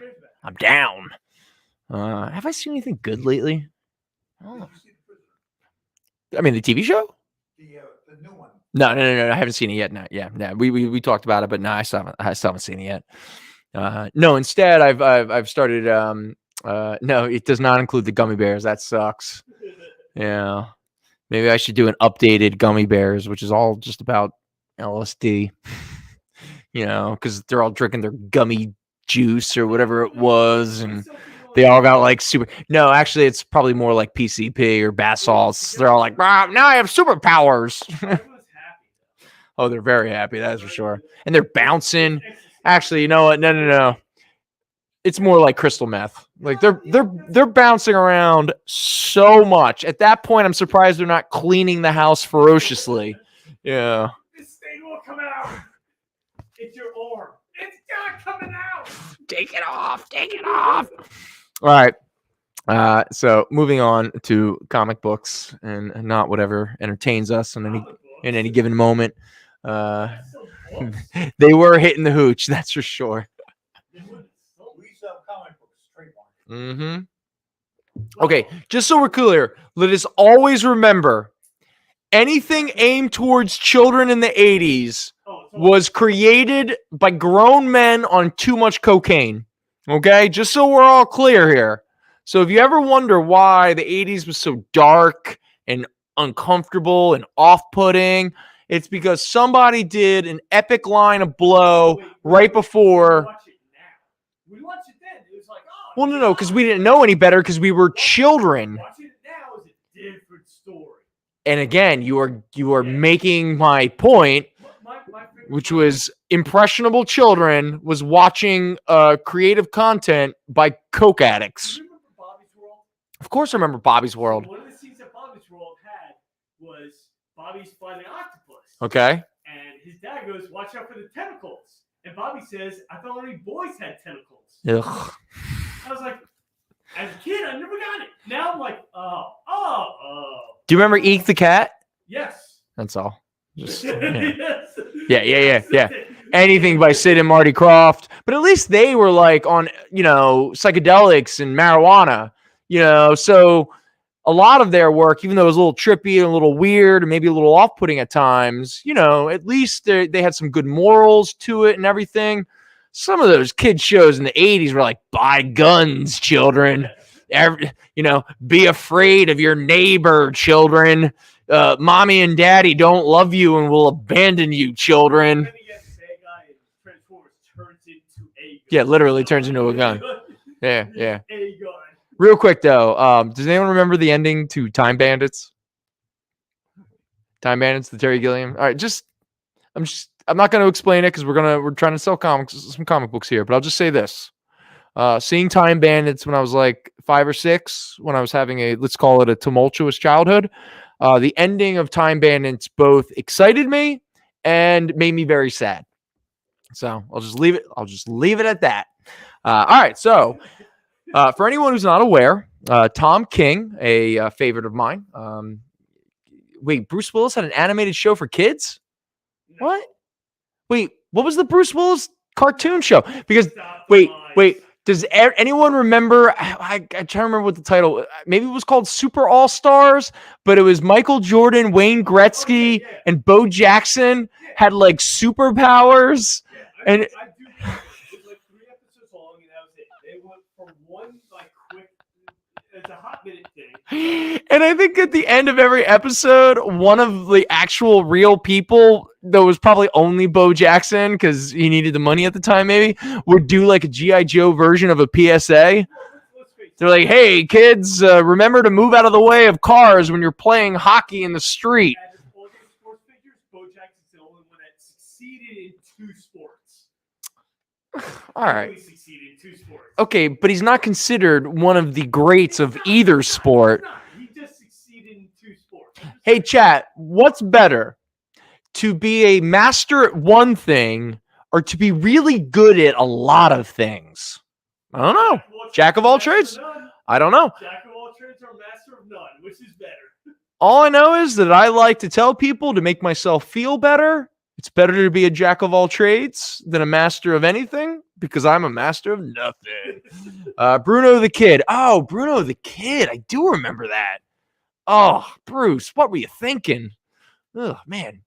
Oh, Mr. T. Oh, yeah, no, Mr. T definitely had an animated show. No.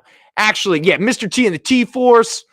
Now, real quick, was Mr. T and the T-Force was the second Mr. T cartoon, right? From like the late 80s, early 90s? Because you also had the Mr. T action show or whatever from the early 80s. That was the one that would air alongside of Spider-Man and His Amazing Friends and the Hulk Hogan action hour or whatever the heck that cartoon was.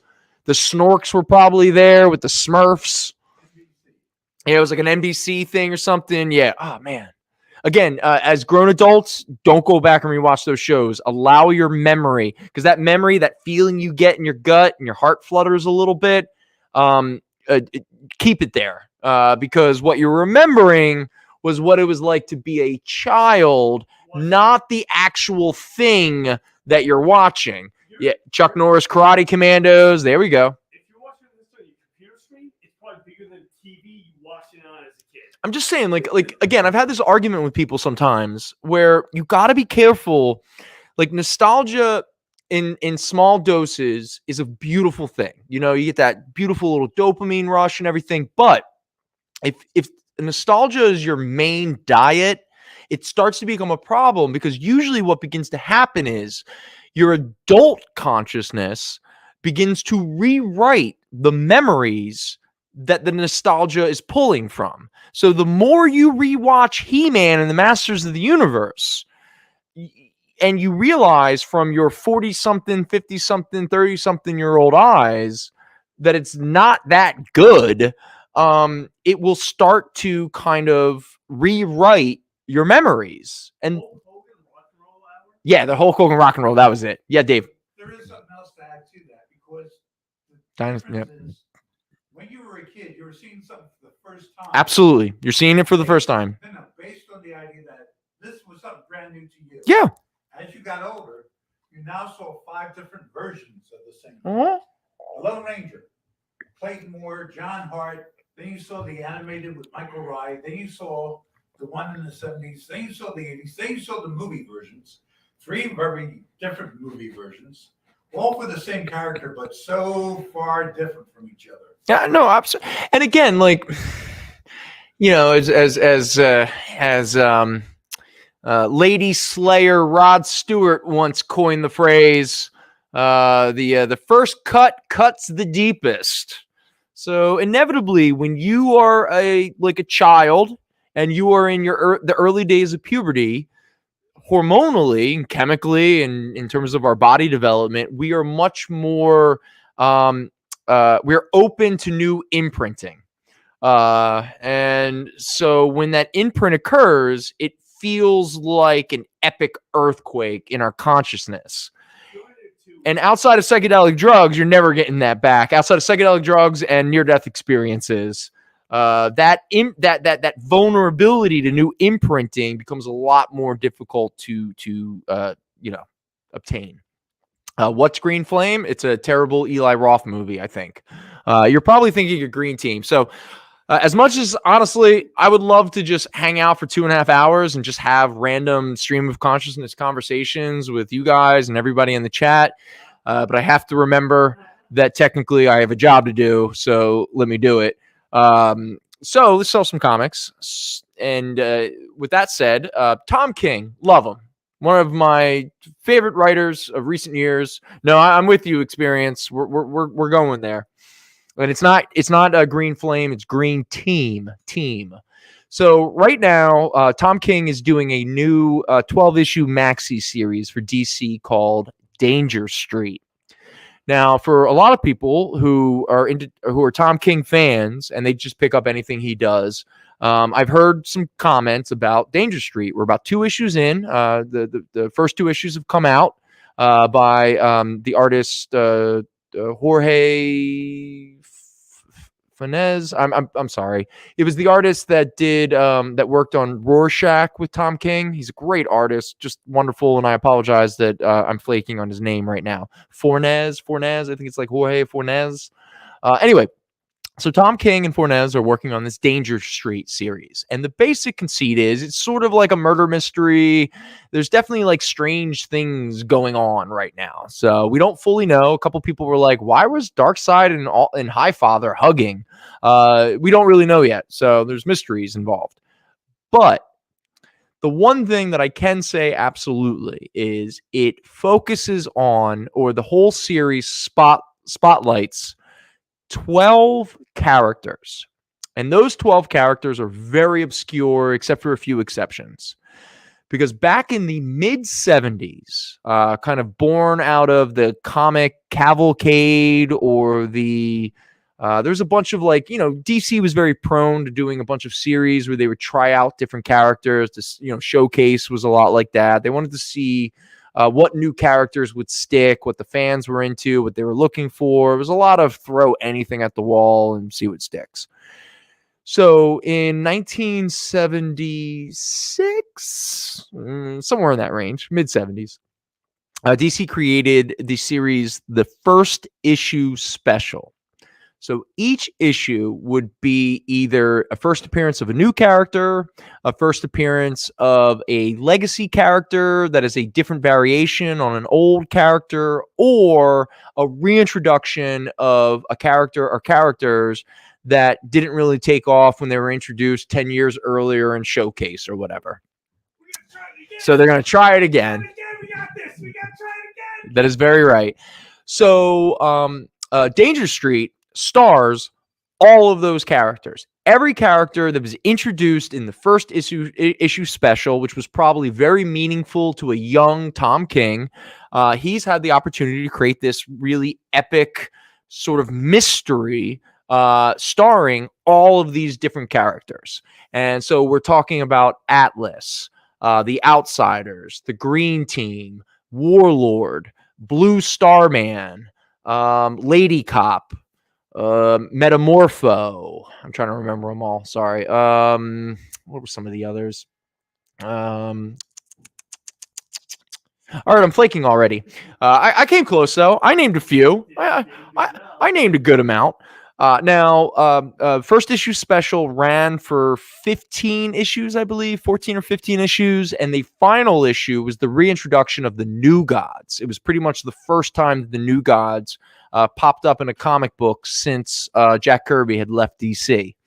So it was reintroducing them, all that kind of stuff. To kind of celebrate or to, promote this new series by Tom King called Danger Street, I rooted through what first issue specials we actually have left. And out of the 15 some odd issues, I was only able to find 4. Oh yeah, Dr. Fate, he was in there. Yeah, because Dr. Fate's helmet's in Danger Street. Sorry, it's all starting to come back to me. Okay, so we were able to find 4 issues. All right. And Preston, one of these, no Lady Cop, no Metamorpho, no Dr. Fate, no Atlas, none of those. I have only 4. And only 2 of them have real value. One of them is the Return of the New Gods. The only other one that has some legit value, we're talking like $40, $50, $60, though, don't worry. Our copy of this issue, which we do have, I think is a mid-grade, so it's a little bit more affordable, is the first appearance of Mike Grell's creation, Warlord.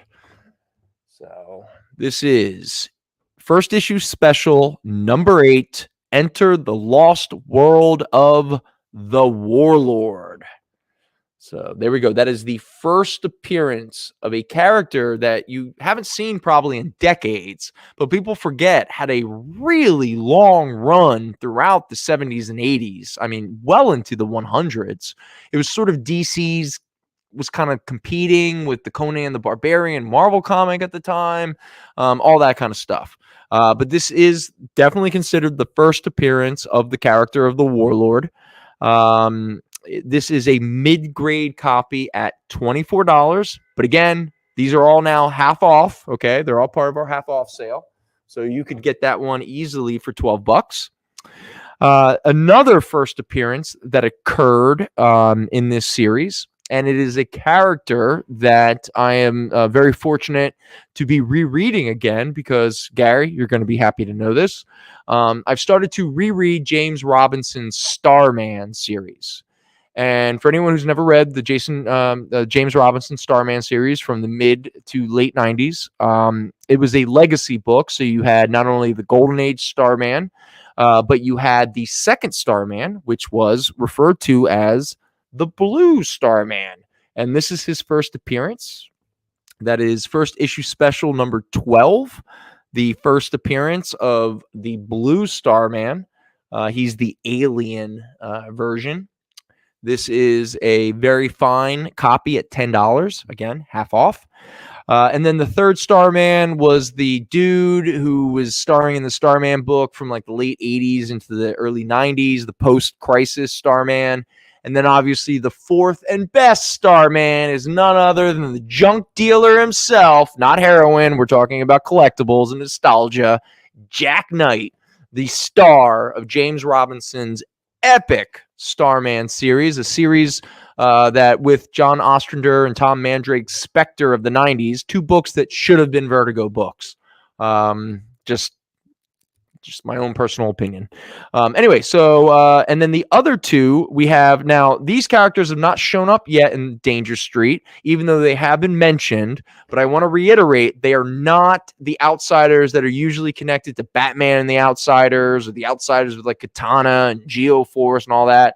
No, these Outsiders are real Outsiders because they're all goofy-looking, weird monsters and aliens. But from first issue special number 10, a very fine copy at $8, is the aforementioned Outsiders. There you go. And then for anyone who is reading the Danger Street series and you're wondering who these billionaire children that might be the villains of the book, I don't know. There's still so much we don't know, but so far they represent everything I hate about corporations and corporate America and stuff. We are talking about the boy millionaires, the Green Team. The Green Team. There we go. Mr. Burroughs, I got you. Outsiders. The Green Team, because they were boy millionaires. And they had a lot of green, though, man. Some millionaires sit in the sun waiting for something to happen, but not the Green Team. We offer $1 million for each adventure, and we always get our money's worth. Hey, man, it's what happens. And they got weird names, too, like Commodore and, like, Bullet Billy and No Fat Jones and Bullhorn Johnny or something. I don't know. Yeah, pretty much. Hey, they had one black dude. They had one black, so When was this made? in the mid-70s. So if you wanted to throw the token trope at this, no, it wasn't. But it was something not that. All I'm saying is, if you were to read that book, don't be surprised by the slang that the character uses. It ain't sweet Christmas, but boy, it comes close. We still have a long way to go as a people and as a country and stuff. Even in 2023, I can throw some stones at the mid 70s, but we're still living in some really brittle glass houses. So let me not get too crazy about it. But Mr. Burroughs, I got you. Mr. Burroughs also coming for the Green Team. There you go. And again, I cannot recommend the Danger Street series enough. I'm pretty sure we still have the first 2 issues. So it's all good. I want that book in the background of my Zoom meetings. You should. Okay. They never teamed up with Batman and Brave and Bold. Okay. That's saying something. I'm trying to think, did Grant Morrison do something weird with the Green Team during like the Final Crisis, or am I just kind of making that up? I'm probably just making that up. Yeah, because though he did in Final Crisis, he did create the Japanese kind of teenage team. And what was the cost of the Green Team? They were boy millionaires, not billionaires. So I'm going to say they cost $6.5 million. That was the cost of the Green Team. But the funny thing about one of the the Japanese teenage superheroes that Grant Morrison created for Final Crisis, one of them's superpowers was he was wealthy. That was it. He was like, I'm rich. And I thought to myself, sad but true. Sad but true. It is a superpower. It gives you the ability not to pay taxes. It gives you the ability not to be subjected by the same laws that the rest of us are. It gives you the ability to buy off politicians and create laws too. Mr. Burroughs, what was that last thing you said? I apologize. I missed it. I was looking away. Abdul Smith. Yo, did you just look that up? Is that real? Abdul Smith? See, Abdul, African name, It's Smith, the- white name. So yeah, all All right, man. It was the 70s, brother. It was the 70s. At least they were trying. At least it wasn't just 4 white dudes and a ginger. Okay. Okay, this is gonna be. I got to keep it better. All right, so I'm gonna come up with a new folder of the discounted books, so there is no confusion.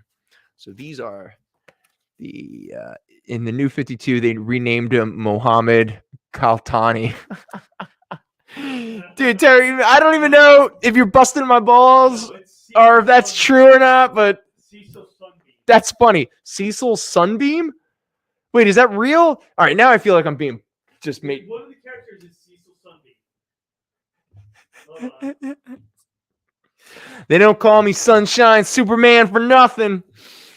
All right, so there's our first issue specials. All right, real quick for anyone who's interested, 80-page giant. Cecil Sunbeam was a white guy. Weird. Yeah, I'm pretty sure if they were called Sunbeam, you know. His name is Cecil. Like that's a. They should call me Sunbeam because my Irish skin, I get burned really bad. That's a surname. The new green team appeared in 2013. Okay, all right. So they did try to bring them back. I will say this. How would that go in 20? I'll say this. Tom King's interpretation, at least through 2 issues, is much more on the nose in regards to allegory of the billionaire class that we're living with now. Like, if you could imagine Jeff Bezos and Elon Musk as teenagers, and they're just as bad as you can imagine, that is the... Okay, hold on. All right. So we have the Commodore Murphy. Okay, he owns his own fleet. And then we have J.P. Houston. He's an oil magnate. And then we have Cecil Sunbeam, the star maker. He's the one who's cashed in on my movies. And then we have Abdul Smith, and I don't have any money. I'm just a jerk. What the Is that what it really says? I didn't read the last. Dude, that's... Oh my God, it's literal. What were they thinking? This is worse than Ernie. Is that what it says in that? Yes, this is worse than even Ghostbusters, where the 3 white dudes are scientists and Ernie's just like, I don't know, I'm just here for a paycheck. Yeah. Yeah. Whoa. That is... You know what? You need That's awkward. If that's actually like that's what I found. That's really awkward. And I'm pretty sure that scene occurs in the book that Mr. Burroughs just claimed. Yeah. Inflation, the green team, trillionaires. Thanks, Snyder. Appreciate it. Jason, can you grab the second issue of Danger Street? It's right over there. It's right to your right. Yeah, you literally pointed at it. No. The second issue. Jason. No. There you go. It's that one. Jason, you're touching it with your left hand. Yes, please. Yeah, they don't want the variant cover. Okay, all right, just bring it over here. All right, bring it over. Show it off. All right. So, John, don't worry, Mr. McClaim. The green team has got you taken care of. All right. Could you please? Could you put that with? All right, gotcha. Danger Street number 2. It's yours, bud. All right. So, moving on to another rich kid. Nah, I'm kidding. Jimmy Olsen, 80-page giant number 13. Is it 13? Yeah, 13. This is a VG copy at $24, but again, it's half off. And then we have Champion of the Power Ring, Green Lantern, Death Quest to Quard, whatever. Green Lantern 125. That is a very fine plus at $9, but again, half off. Oh, speaking of Tom King, one of the early DC books. Yes, Mr. Burroughs, absolutely. Jason, could you go grab me a copy of Danger Street number 1 and number 2? Because now I'm getting people hooked, man. Just wait till and if you're curious about who the real hero of the book is, Lady Cop. And no, that is not a joke. The character is literally named Lady Cop. All right. There we go. Spreading the Tom King love. Okay, so like I said, speaking of Tom King, one of the earlier books that he worked on during his early years with DC was the Omega Men. And if anyone's out there looking for the first appearance of the Omega Men, I have it right here. It is Green Lantern number 141, a very fine plus at $30. But again, that's half off. Yes, Omega Men number 3 is the first appearance of Lobo. Yes. There we go. Jason just sometimes, man, sometimes I ask myself, is this where my life has come? Yeah, he's going to do Lobo, dude. He's going to. Trust me. He's going to do it. All right? And he'll probably do Ambush Bug just to really cheese you off. Yeah. He'll be like, no one asked for Ambush Bug, but that Jason weirdo over in Philly. I'll do Lobo, but I really need to do Ambush Bug. Yeah. All right. So Green Lantern 141, very fine plus, $30, half off. First appearance of the Omega Men. And then we have Post-Crisis, the third volume of Green Lantern from 1990. Green Lantern number 1, starring Hal Jordan, John Stewart, and Guy Gardner. That is a high grade copy at $10. And then part of the wonderful Jeff Johns run of Green Lantern, leading up to the big old Sinestro War, which was a blast of a story. We get the one shot from 2007, Green Lantern Sinestro Corps Special. That is a high grade copy at $10, but again, half off. And then a fun little one shot, Legend of the Green Flame, with a Frank Miller cover and Neil Gaiman. Neil Gaiman short stories are recollected because like once Neil Gaiman started to become famous, DC went, do we have any scripts from that little weirdo that we never published because we couldn't care less until he was famous? And then they pulled out a bunch of them. And some dudes drew them, and you get this one shot. Legend of the Green Flame, Green Lantern and Superman by Neil Gaiman and Friends. High grade copy, $8. Again, half off. And probably the most famous Green Lantern story of all time, by Denny O'Neil and Neil Adams, is the Green Lantern Green Arrow book. Now, back in the 80s, because GL1, no problem, Mr. McClame, there you go. Yep, there you are. Would you put that with? Oh, actually, no. This is part of the half off, so I got to make up a new one. Yep, sorry. It's the only way to keep it all. Make it all make sense in my head. We're claiming the Green Flame. Okay. Yep. There we go. Boom. Mr. McClain dropping some claim bombs. He's like, I'm not letting that experienced guy. I'm gonna. Here's napalm. Carpet bombing. All right. So they put out a 6-issue limited series that reprinted in really nice Baxter paper back in like the mid 80s or something like that, of the Denny O'Neil, Neil Adams, Green Lantern, Green Arrow story. I can't say words. Me speak good. That's impossible. And as the years have gone by and the original issues of that run have gotten more and more and more expensive, even the reprints have started to go up in value. So here we have issue number 1, representing the award-winning series that set new standards in comics excellence. Denny O'Neil, Neil Adams, Green Lantern, Green Arrow. The battle of values that shook a nation. Did it? 83 and 84. Oh, thank you. 83 and 84 is probably when these were republished. Okay, so this is issue number 1. That's a high grade copy at $12. And then we have issue number 4. Never thought I'd die on a dirty kitchen floor. Kind of stupid, isn't it? Actually, that's kind of funny. I like that cover. Actually, that's a fun cover. Yeah. That's so funny. Yeah. That is a great cover. I do like that cover. That's a good one. Yeah. Because Ollie really would just rub it into Hal. That one's also a high grade at $10. All right. So. Yeah. Oh, man. Hey, if anyone deserved to die on a dirty kitchen floor, it's definitely Hal Jordan. I mean, at least it would give him a personality, that's for sure. No, he's a square. He's a square. L7 weenie.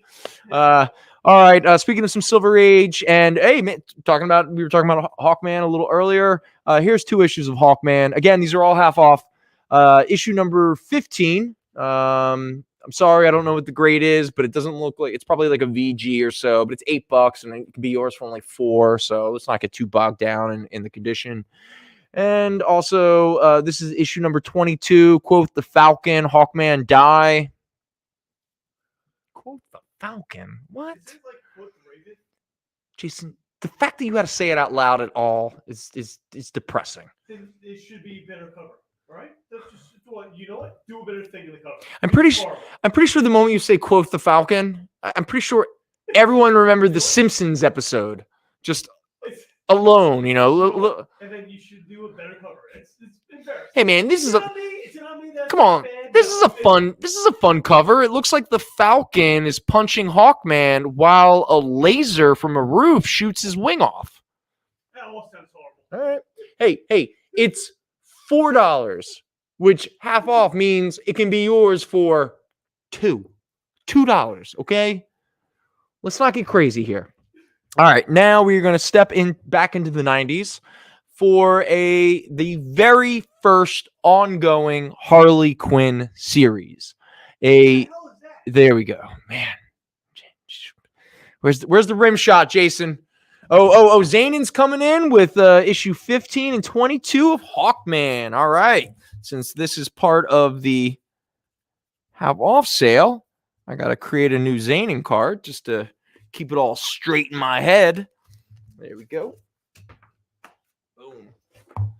All right. Now, we got a couple minutes left before we hit our last break. Sort of. 6:30? Yeah. Right? 6:30? 6:06 right now. Okay. So let's just run through these Harley Quinns real fast. I won't do a big, it ran for 38 issues. It was relatively popular at the time, but it didn't really take off the way DC, I think, wanted it to, because again, Harley Quinn hadn't yet exploded in pop culture and stuff like that. Nowadays, over 25, closing in almost 30 years later, these original 38 issues have not only started to have some real value, but they're becoming hard to find. So these are the ones that we have left. So we have issue 8 at $10. Again, these are all half off. And we have issue 20. These are all high grade, by the way. $8, half off. Issue 23, $8. Now, this next one has some value primarily because it guest stars Batman and the Joker. This is issue number 25. That's $20. And then we have, now we're getting into some of the rarer back end issues. Issue number 35, where a 6-year-old shoots her teacher. Ripped right from the news line, right from the headlines. Yeah, yeah, there you go. And then we have issue number 37. This is also $8. But again, half off. And then we have the rare low print final issue with a beautiful Scott Morse cover from 2003, illustrated by Charlie Adlard of Walking Dead fame. Harley Quinn, issue 38, high grade, $24. But again, it can be yours for half off. And nowadays, Harley Quinn is so popular. Does Jason want issue 20? Jason wants 20? All right, hold on. You want 20, not 25, right? All right, that's issue 20. That's issue 20. All right, so there's Jason. I'll just make sure he gets that. He'll,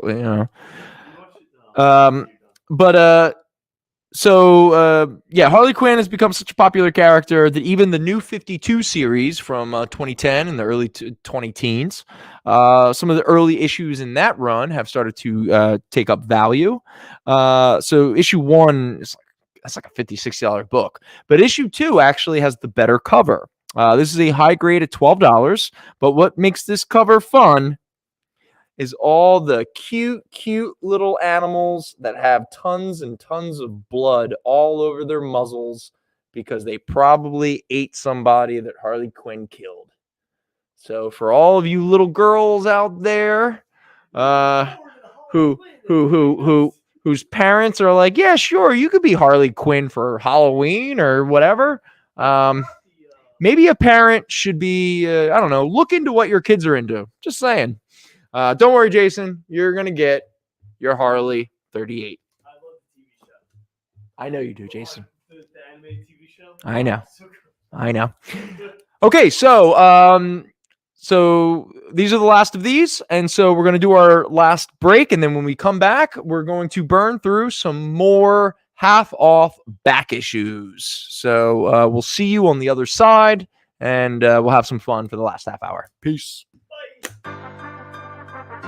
Do you remember what it was like when you were a little kid and you got a letter in the mail? Now imagine that letter was filled with information about your favorite shows, pop culture questions, links to things you're going to want to see later, and even sneak peeks at upcoming programming here on The Experience. That's what the EXP mailing list is. Every week, we send you sneak peeks, information, and all of the relevant links for all of the shows you want to see. Sign up now on our website or scan the QR code that's on your screen right now.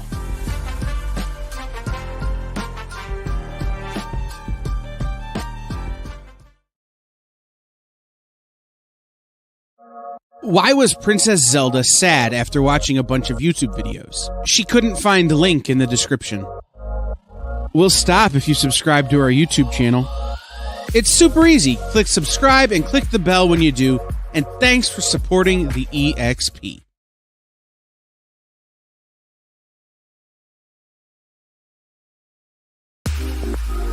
You know how when you go to Comic-Con, after Comic-Con, you go to the hotel bar, and there's a whole bunch of people playing music and dancing, and you've got Pikachu and Lara Croft Tomb Raider doing the cha-cha slide just down from Deadpool and Batman and Wonder Woman? That's every Saturday night over on the Experience Twitch channel. Join Taji Beats for the EXP Dance Party, exclusively on Twitch, twitch.tv/the_EXP.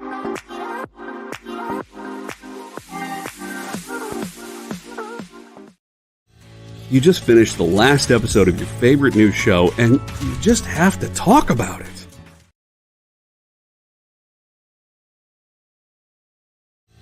You just finished the last episode of your favorite new show, and you just have to talk about it. But all your friends are ghosting you because of that incident last week at the buffet. Oh, you know the one. What you did to that chowder. Ugh. Keeps me up at night. So what do? Join writer Dan Wickline as he breaks down all your favorite pop culture media. Whether it's a review of the latest nerdy TV show or a dive back into the history of your favorite comic characters, Dan's ready to discuss all the hottest topics live. Join the conversation as Dan live streams Tuesday through Thursday at 5 Eastern, 2 Pacific on Twitch, Twitter, YouTube, and Facebook. The Dan Wickline Show on The Experience, Comic Culture and Sales. What's up? It's the word man, Gary Lime. That's Dave Proch. And you're checking out Fatjack's Comicrypt on The Experience. Now.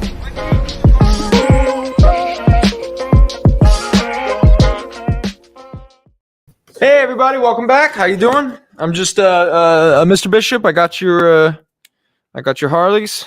So let me just make sure. I ripped them all up. Is that what you want me to do? I don't have a comment, Jason. Here you go.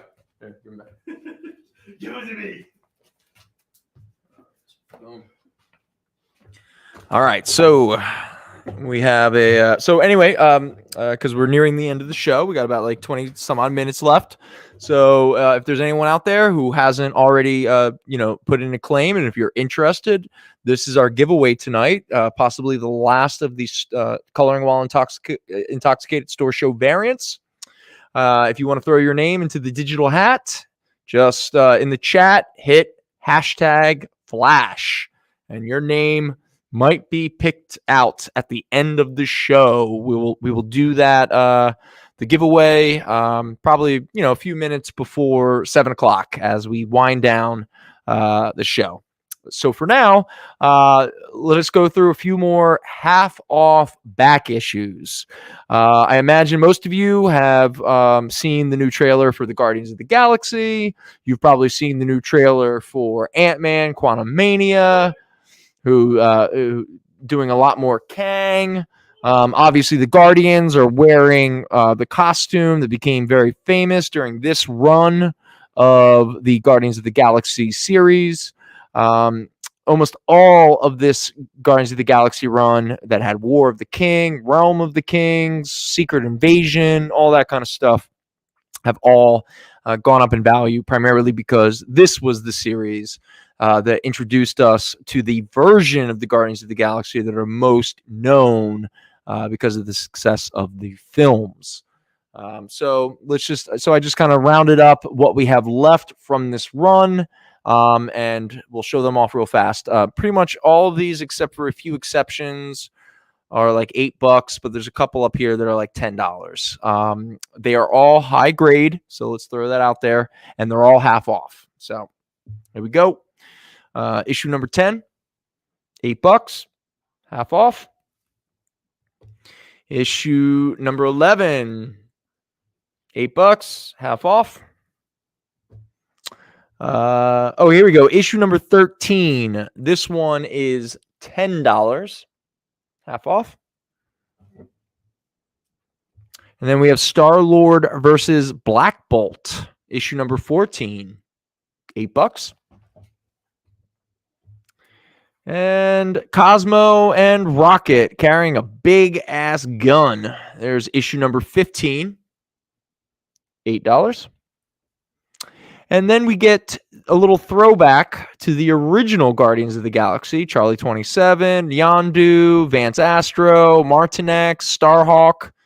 Here they all are. Issue number 16. That is $8. Again, all half off.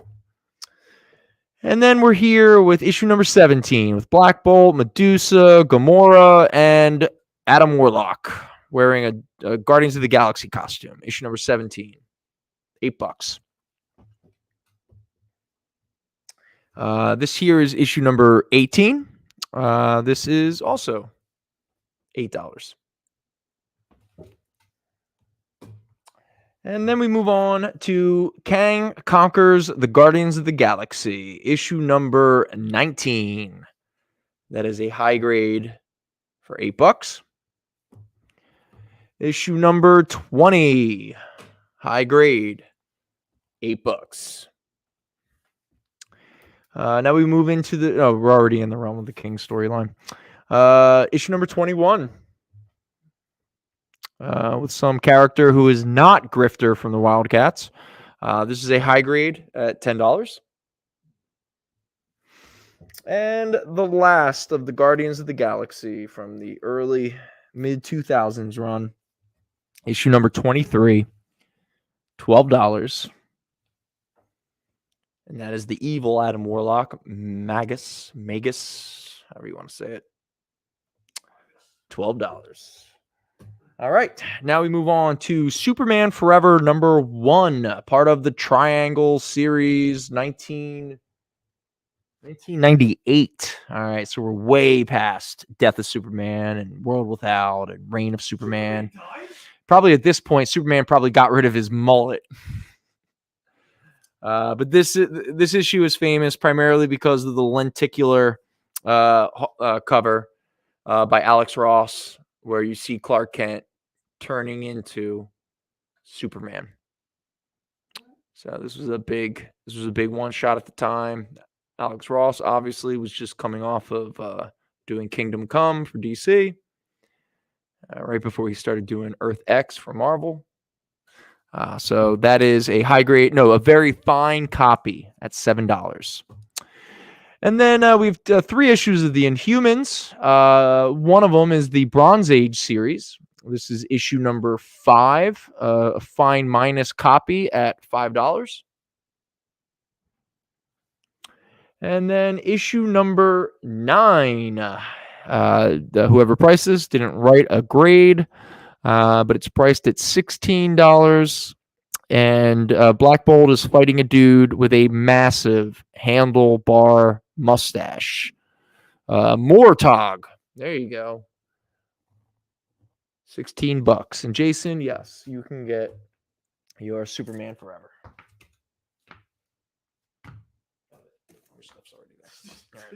Throw in the corner. Throw in the trash. Yeah, I'll just throw it away. Next up is a personal favorite of mine. I'm pretty sure if Gary is still watching, he will confer with me because he and I have both gushed lovingly on this series from 1999. The Marvel Knights, Paul Jenkins and Jay Lee, Inhumans. That is issue number 1. That is a high grade at $20. Again, all half off. I cannot remember why this book was so sought after, but it has maintained its value, which is weird from an Antarctic Press series. But here we have Hot Valley Days and Cocaine Nights, pretty much the story of everybody who wrote a kid's cartoon in the 80s.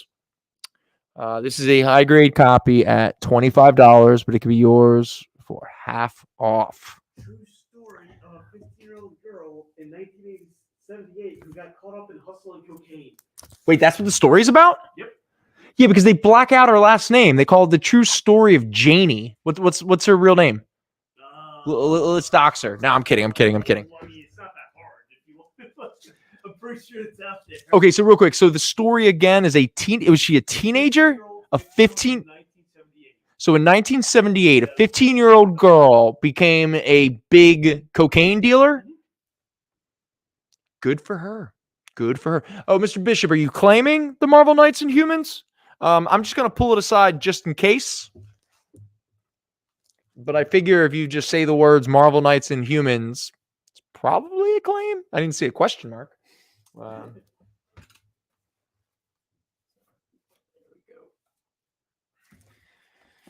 All right. Next up from Eclipse Books.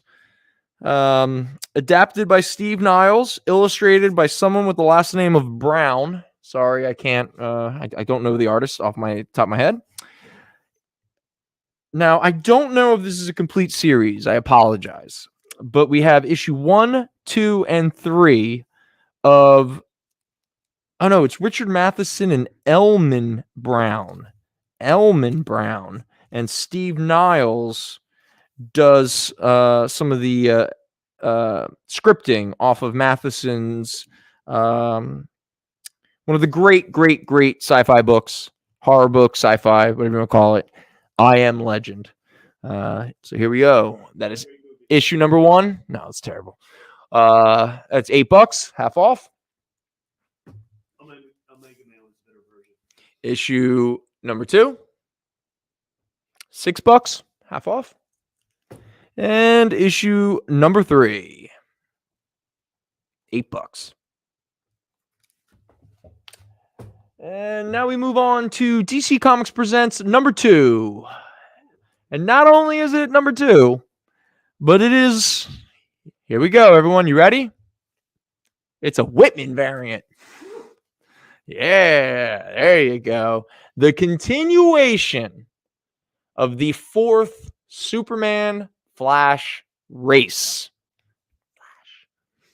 Yeah, there you go. For those who don't know, Very fine, $20. The ones that were in bags. Because Whitman was selling some comics mobile Yeah, books in a bag. I think they were like all bagged together. I think that was part of wasn't Whitman part of like a chain, a department? Oh, it was just a public. And they would just bag up the books and give them to like J.C. Penney's or Toys R Us, and they bought the rights to the book, and then they kind of didn't have anything to do with it. They're just publishing it. So, Jason, yeah. As somebody who literally has a computer in their hands right now, I'm just doing other things. you could literally look up all of this stuff. I'm on Tinder. Leave me alone. Are you really? I was on Tinder. Leave me alone. He's being Tinderized. You're weird, Jason. I'm a very lonely person. All right, John. Mr. McLean, don't worry. I got you, bud. I already created All right, let me look up Whitman Publishing. Oh, it's okay. You don't have to do it. No, I'm going to do it. Messing with you.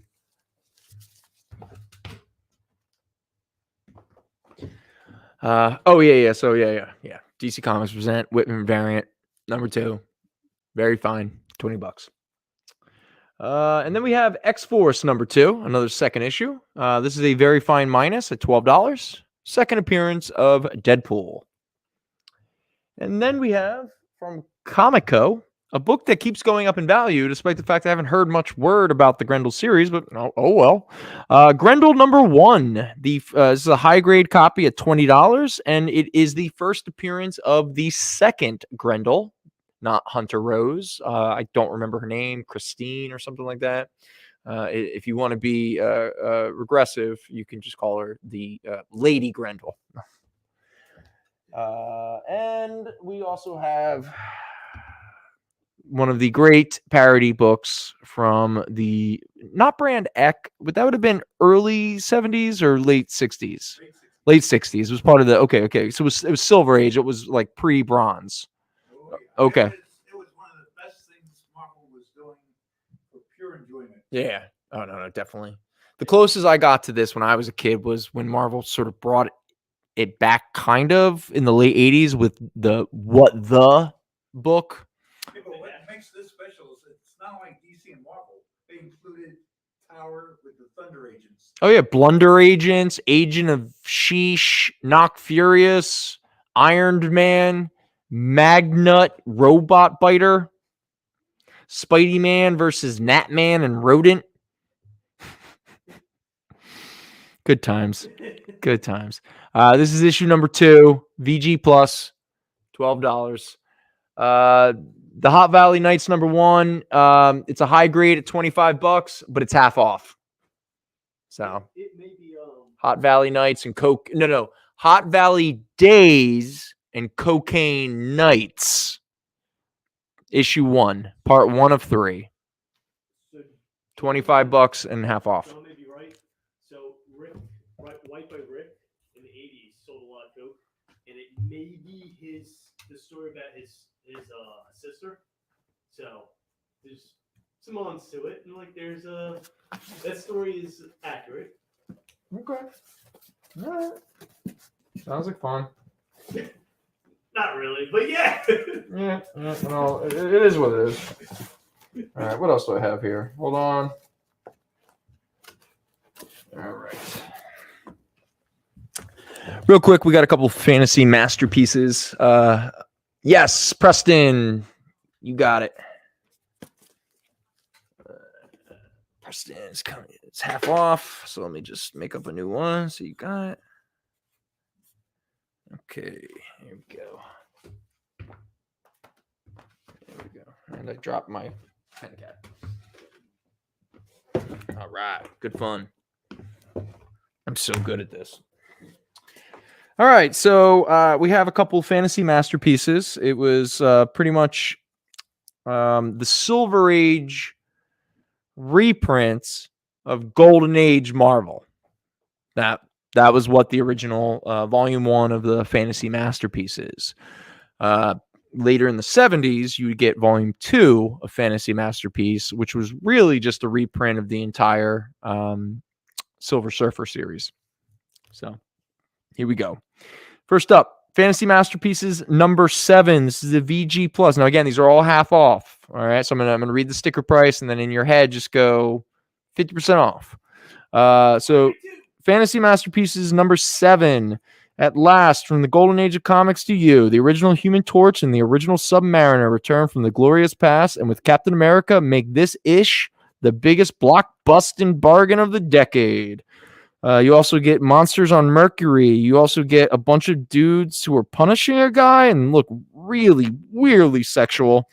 And You get this tantalizing, terrific trio of timeless tales like Titan Strikes.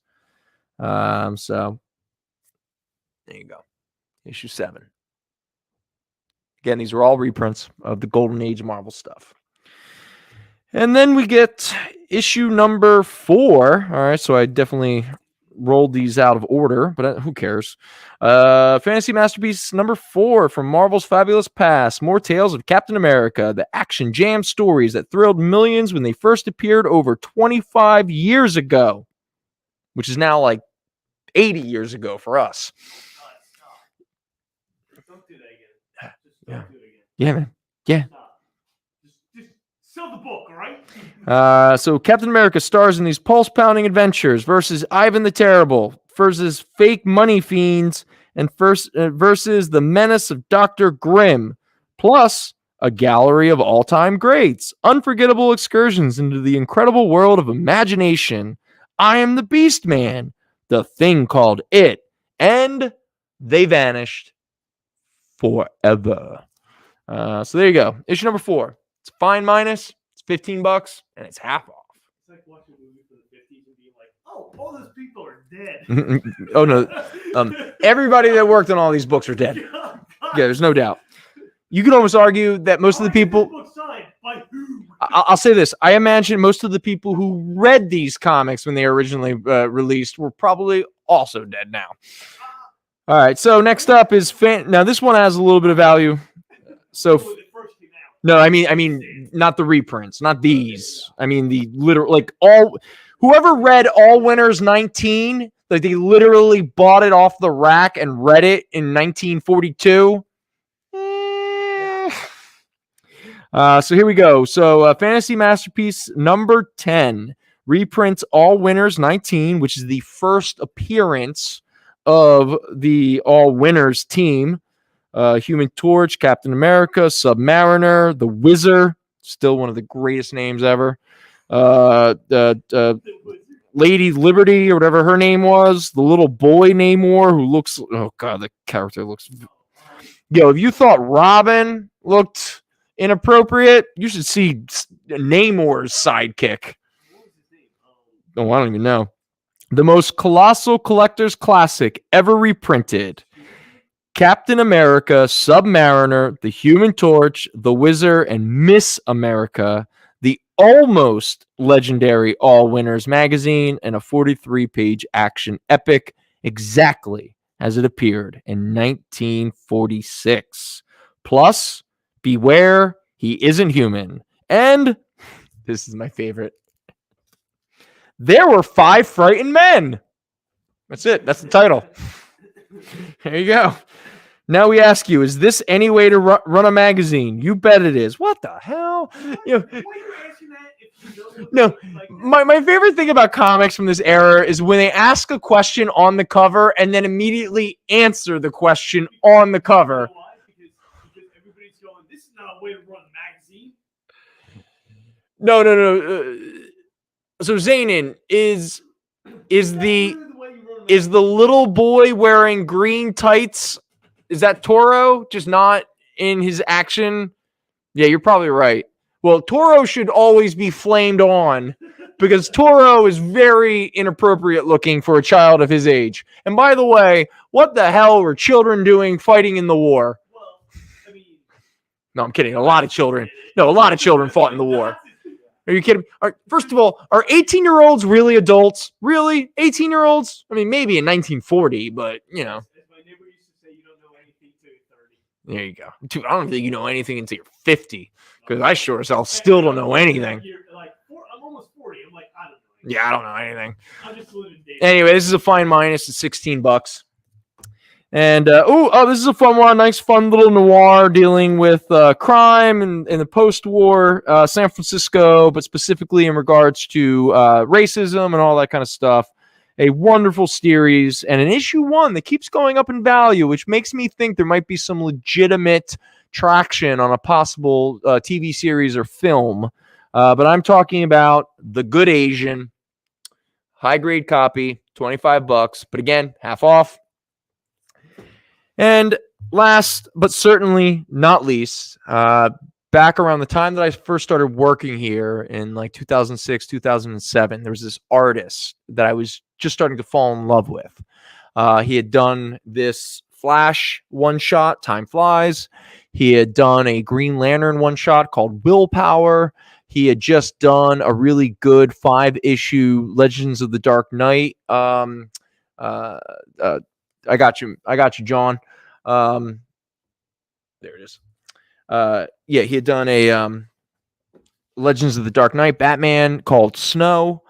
His name was Seth Fisher, and he was a young, up-and-coming artist, highly detailed. It looked like almost like a more kind of fluid, cartoonish version of like a Jeff Darrow. Like you could definitely tell like his perspectives. He must have done a lot of like math and like equations and stuff like that to get certain. Just such a great artist, and he hadn't even peaked yet. I mean, this dude was still on his way up. You know, he was on the rise.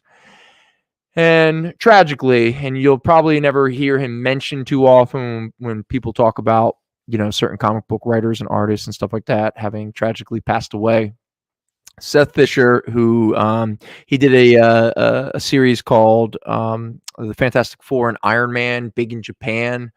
So Zanin, don't worry, I got your gargoyle.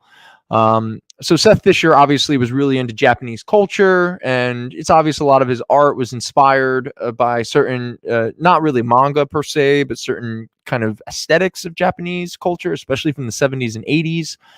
And one weekend he was traveling in Japan. I think he was hanging out at a party or something like that on one of those high rises in Tokyo, and he was sitting on a balcony on the railing, and he fell backwards. And he plummeted to his death. And this industry definitely lost a young, brilliant, up-and-coming artist. And every now and again, I'll pull out some of his work from Vertigo. And like I said, the aforementioned Green Lantern one-shot, this Flash one-shot, the Batman series and stuff like that. Seth Fisher, I loved his art. He was brilliant. If no one's ever seen his work before and you want to dip your toe, he wasn't as prolific as he should have been. Why not check out this Flash one-shot written by a gentleman by the name of John Rossum and Seth Fisher. If you're buying this book, you're primarily buying it for Seth Fisher's art. This is a gorgeous high-grade copy of Flash Time Flies. It's $8, but again, it's half off, so it could be yours for only $4. All right. Now, with that said, we have officially come to the end of the show, so it's time to do the giveaway. So if anyone has not typed in hashtag Flash yet, here's the moment to do it right now.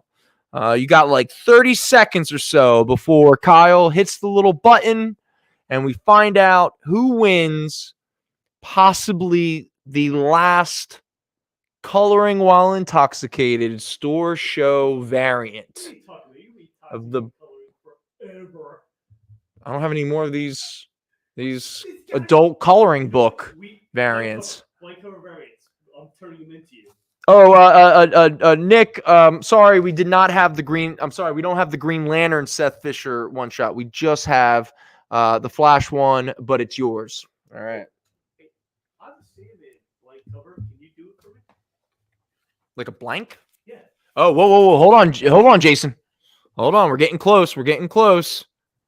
It's about time. All right, are we ready? Jason, are we ready? Dave, are we ready? Kyle, are we ready? God, no. Let's do it. Yeah, no. Spin that wheel. No whammies. And stop. Oh, what? Nah, of course. All right, Nick, there you go, buddy. Oh, no. Nick is ineligible to win. I figured, but you know what's funny? His name has come up a bunch. Mr. McClaim. All right, there you go. John McClain is dieharding as fast as possible by getting this Flash coloring while intoxicated store show variant. Maybe, possibly the last one in existence. But it's a blank cover. I have to do a draw, or somebody has to do a drawing. No. You know, that's different than just coloring it with some Sharpie markers. Oh, no.